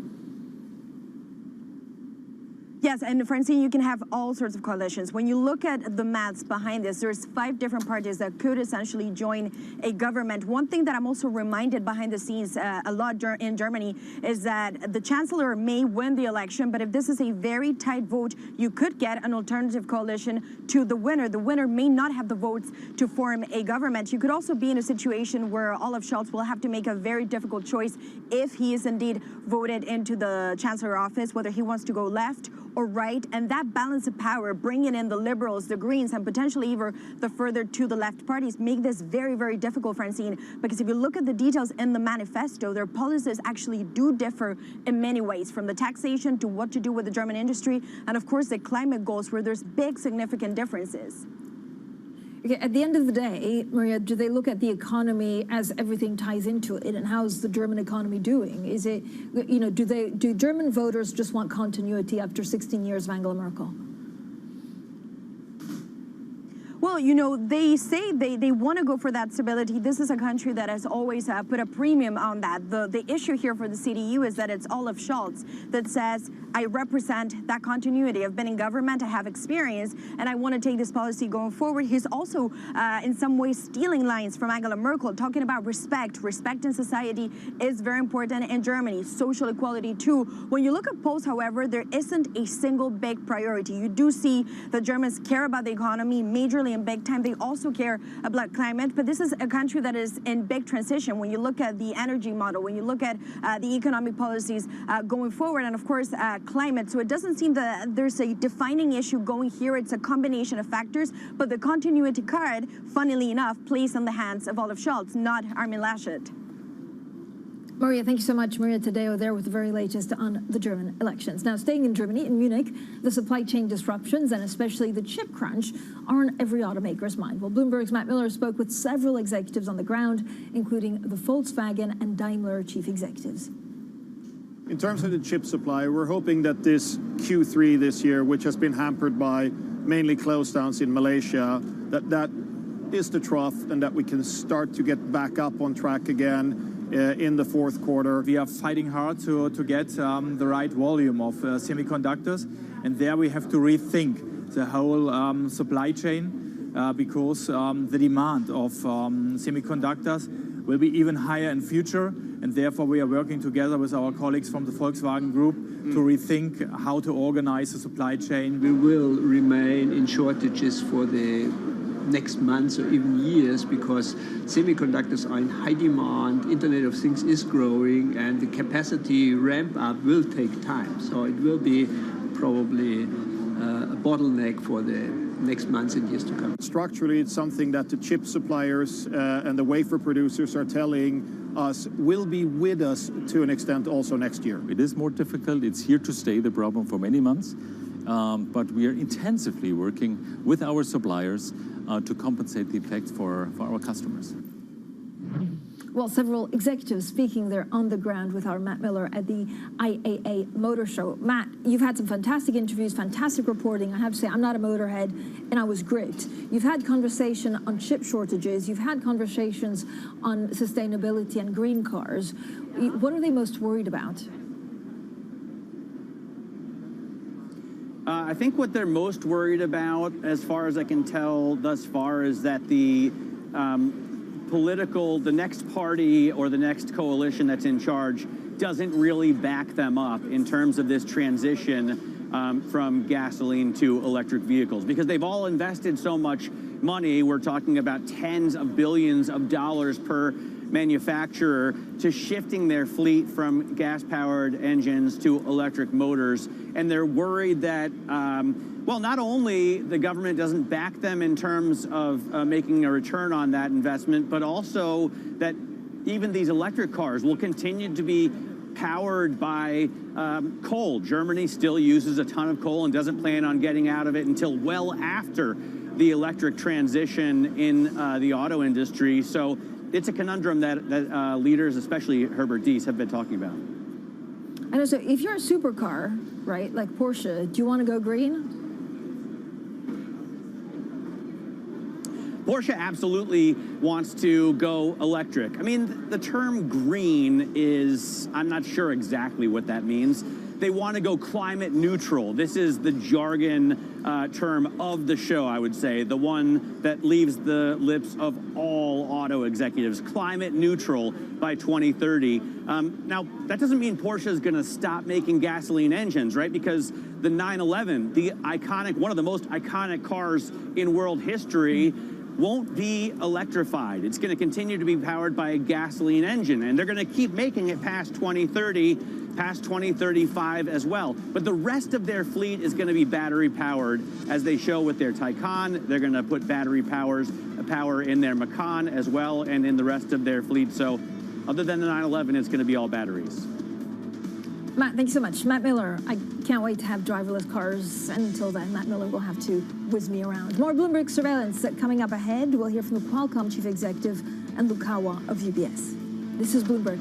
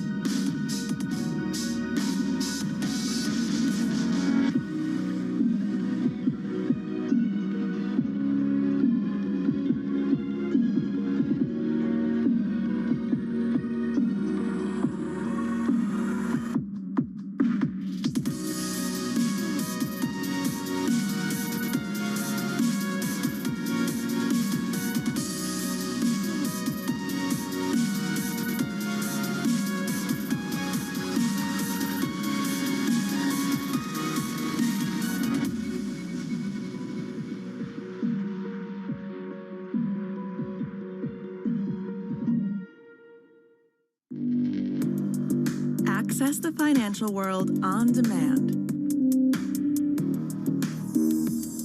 Hear from leading economists, policymakers, and industry experts via live and on-demand webinars, only from Bloomberg.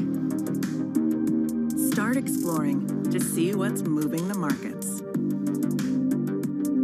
Visit Bloomberg.com/webinars.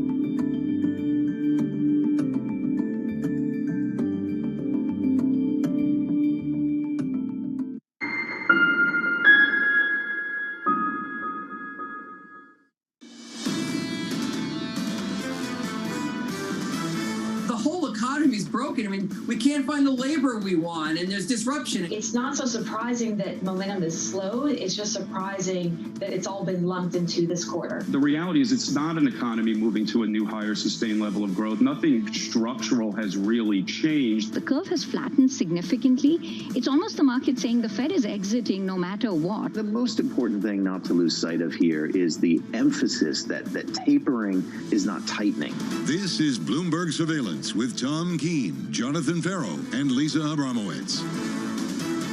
Summer's over, apparently. From New York City for our audience worldwide. Good morning, good morning. This is Bloomberg Surveillance. Alongside Lisa Abramowitz, I'm Jonathan Ferro, joined today by the brilliant Katie Lyons. Tom Keene, my partner in crime, needed a bit of extra rest. He'll be off today, he'll be off tomorrow.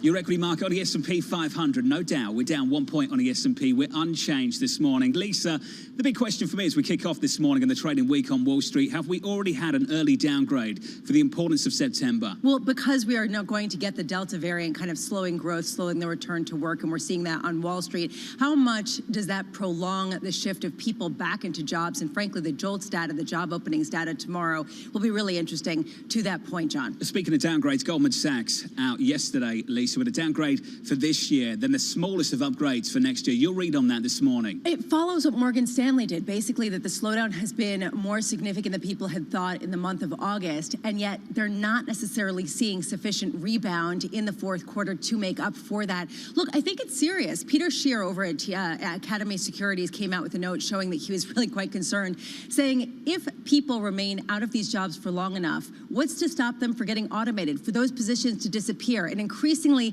that does seem to be a concern. It's a really good point. Kelly Lyons, this was meant to be the road, the path towards September 22nd. Already over the weekend after that payrolls report, it just feels like we're de-emphasizing that Federal Reserve meeting on the 22nd. Yeah, it's a question of whether or not a September taper announcement is now just entirely off the table because of everything you and Lisa just mentioned. Growth expectations being re-rated lower, a weak payrolls report on Friday, and the return to office that was supposed to happen post-Labor Day not really materializing because of the risk of the Delta variant. So does that now mean a Fed move is going to come much later on this year? Some saying maybe they'll put it off until December, John. Post-Labor Day, can we deal with this now? Lisa, summer's over.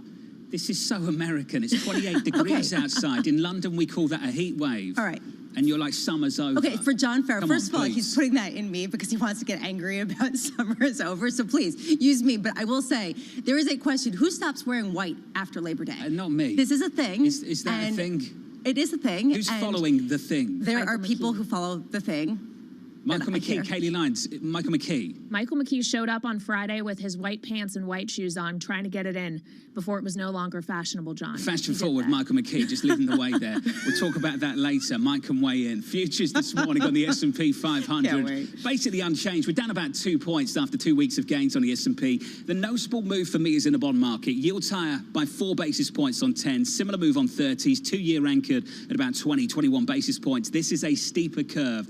Yields are up 4 basis points on 10s to 136.30. Lisa will no doubt run you through the supply slate through the week ahead. 3s today, I believe, 10s, then 30s as the week progresses. And in the FX market going into the ECB this Thursday, Lisa, euro dollar unchanged, 118.70. Yeah, I'm glad that you picked up on that yield going higher. And I do wonder how much this has to do with some structural issues like supply chain disruptions, especially if the Fed is not going to move more quickly. And that will be what's in focus today. 9 a.m., Angela Merkel, the Chancellor of Germany, is is kicking off the IAA Mobility Trade Show. This is not an auto trade show anymore. This is a mobility show talking about all the things going into mobility, which really highlights some of the supply chain constraints that really have hit the auto industry really hard. You see this when you look at shipping costs. If you just take a look, for example, at the cost of shipping from Shanghai to Los Angeles, it has surged to record highs. You have people complaining, particularly in Europe, that you have record delays in terms of getting supplies. How are they planning to remedy that? We're going to be hearing from Qualcomm CEO shortly.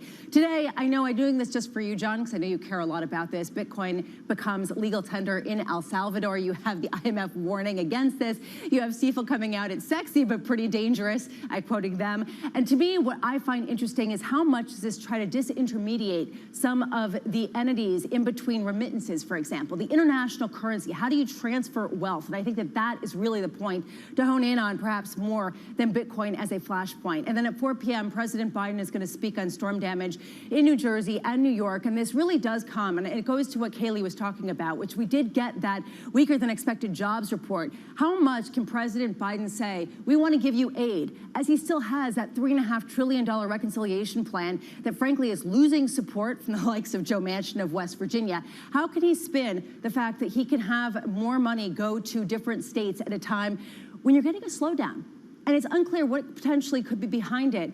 And frankly, this comes as the roll-off of those enhanced unemployment benefits takes place at a time of some weakening. John, I think that this is a pivotal moment of concern for the president. It's sexy, but it's dangerous. I'm not letting that slide. I was noticed how you were very keen to attribute that to someone else. Okay, the full quote, sexy but untested and complicated. That's the full quote. So sexy but dangerous was actually your line. Yeah, that was actually Okay, mine. You want to hold that against me? Just before people start complaining, Lisa, thank you. It's all you. Oh, I'm sure. Appreciate that. A lot of people want to complain, My producers reached out, Lisa, pretty early on. No one knows what 28 degrees means. Okay, it's 82, if that helps for people here in America. It's 82 when I say 28 degrees. Let's bring in Jeff Mortimer and not talk about this anymore. Meanwhile, Mellon, Wealth Management Director of Investment Strategy. Jeff, let's talk about the 22nd. In fact, let's talk about the month of September. We talked about it so many times on this program. It was the big month. It was return to work, get back to school. It was the end of additional UI, unemployment insurance. It was all of those things which meant supply finally started to meet demand. Are we de-emphasizing this month of September already on September 7th, Jeff? I would have to say, the jobs report certainly put that on the table. There was so much talk of a weakened market in September, everyone talking about how September and October are some of the weakest months. Of course, a lot of bear markets have bottomed in September and October. And I think you have, to some degree, given the Fed some ammunition to not taper, to really extend their sort of easy $120 billion purchases for the foreseeable future. It's interesting to see the 10-year yield this morning, as you pointed out. And also equity futures were up most of the weekend when I was looking at them. Of course, they traded yesterday and they were up slightly. And then we come in today and they're modest, they're flat or so. I think markets continue to try to look perhaps even through September, October. Markets are always looking 6, 9, 12 months out. Jeff, and I think they still like what they see. Jeff, not to interrupt you, but there is a question of whether markets are looking past this weakness or whether markets are actually taking advantage of a Goldilocks situation for them if the economy is weakening just enough to keep inflation at bay while the Fed remains pretty loose. I think you've hit the nail on the head. Markets love this period of time potentially where earnings growth is good. Companies, our GDP is higher than it was in 2019, and yet we still have, 6 or 7 million jobs is still unfilled.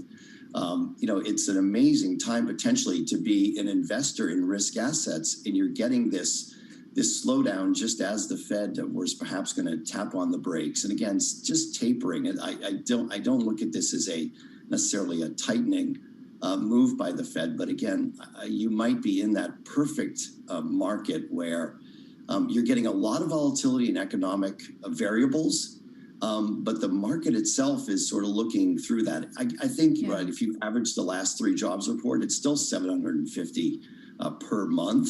So those are decent numbers, but the volatility in that, I think, is causing some concern. And but again, markets may see that as a blessing. Jeff, is the case for buying equities here still predicated on bond yields staying in this lower range around 130, 135?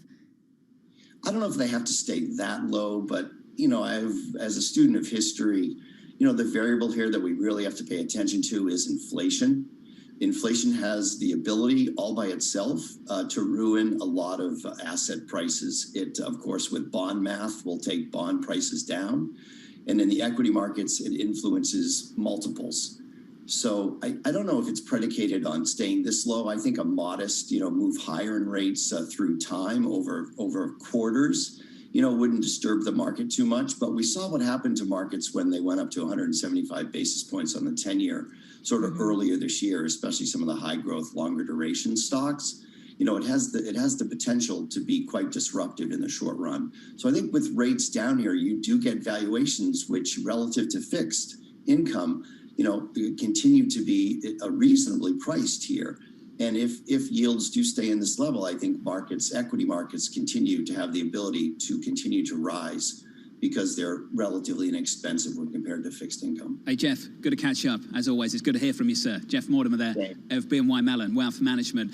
Lisa, over the weekend, I saw the word stagflation getting thrown around a lot, and I think we've got to be way smarter than that. What we could face, and I emphasize could, is a period where we have persistently higher than expected inflation numbers and decelerating growth numbers. Still pretty decent growth numbers, but decelerating nevertheless. In that environment, I think that's what we need to get our hands around. In that environment, what are the kind of companies you want to own? Where do you want to be in this market if inflation does persist and growth continues to decelerate? The question really is, where does inflation persist? Is this going to be supply chain driven disruptions? Is this going to be labor market shortages that lead to higher wages? It makes a difference, right? Because if we're just talking about supply chain constraints and wages stay pretty constant, that starts to be a little more concerning, especially with some of the enhanced unemployment benefits rolling off.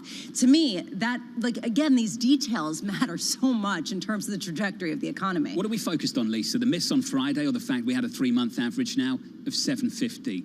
750 is pretty tidy. 3-month average for payrolls. It's pretty tidy. However, there is a question about the lack of any growth in hospitality. How much is due to the Delta variant and how much is due to something structural happening where people are actually getting replaced by either technology or else people perhaps just aren't getting replaced. And to me, this is something, again, I go back to that Peter Scheer note because frankly, he raises a lot of the concerns that a lot of people are really kind of mulling over right now. Katie, we've got to go to Europe next. We just had a poll out of Germany for Chancellor Merkel's blog. This is the CDU-CSU, a drop below 20%. Katie, you've been on top of this with Maria Tadeo through the morning. Yeah, and of course, Matt Miller out of Berlin as well. And what's interesting is the Olaf Scholz, of course, he has a legacy in the German government. And he, of course, it has a lot of name recognition and seems to be growing in the polls at the expense of Angela Merkel's bloc, John. His SPD at 25%. We'll head over to Munich next to catch up with Bloomberg's Matt Miller from New York City this morning. Good morning as Wall Street gets back to work and summer ends. Futures unchanged on the S&P. We'll keep this going through the morning. Oh, no doubt. From New York, this is Bloomberg.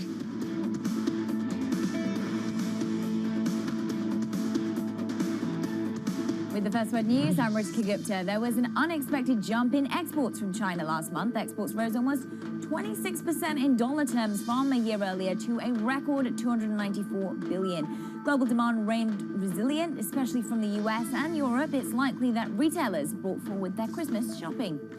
British Prime Minister Boris Johnson will risk a major fight with his own Conservative Party today. He's announcing his long-awaited plan to reform social care. And to pay for it, the government is likely to confirm plans to go ahead with a $14 billion tax increase. That's despite pledging not to do so in the Conservatives' election manifesto.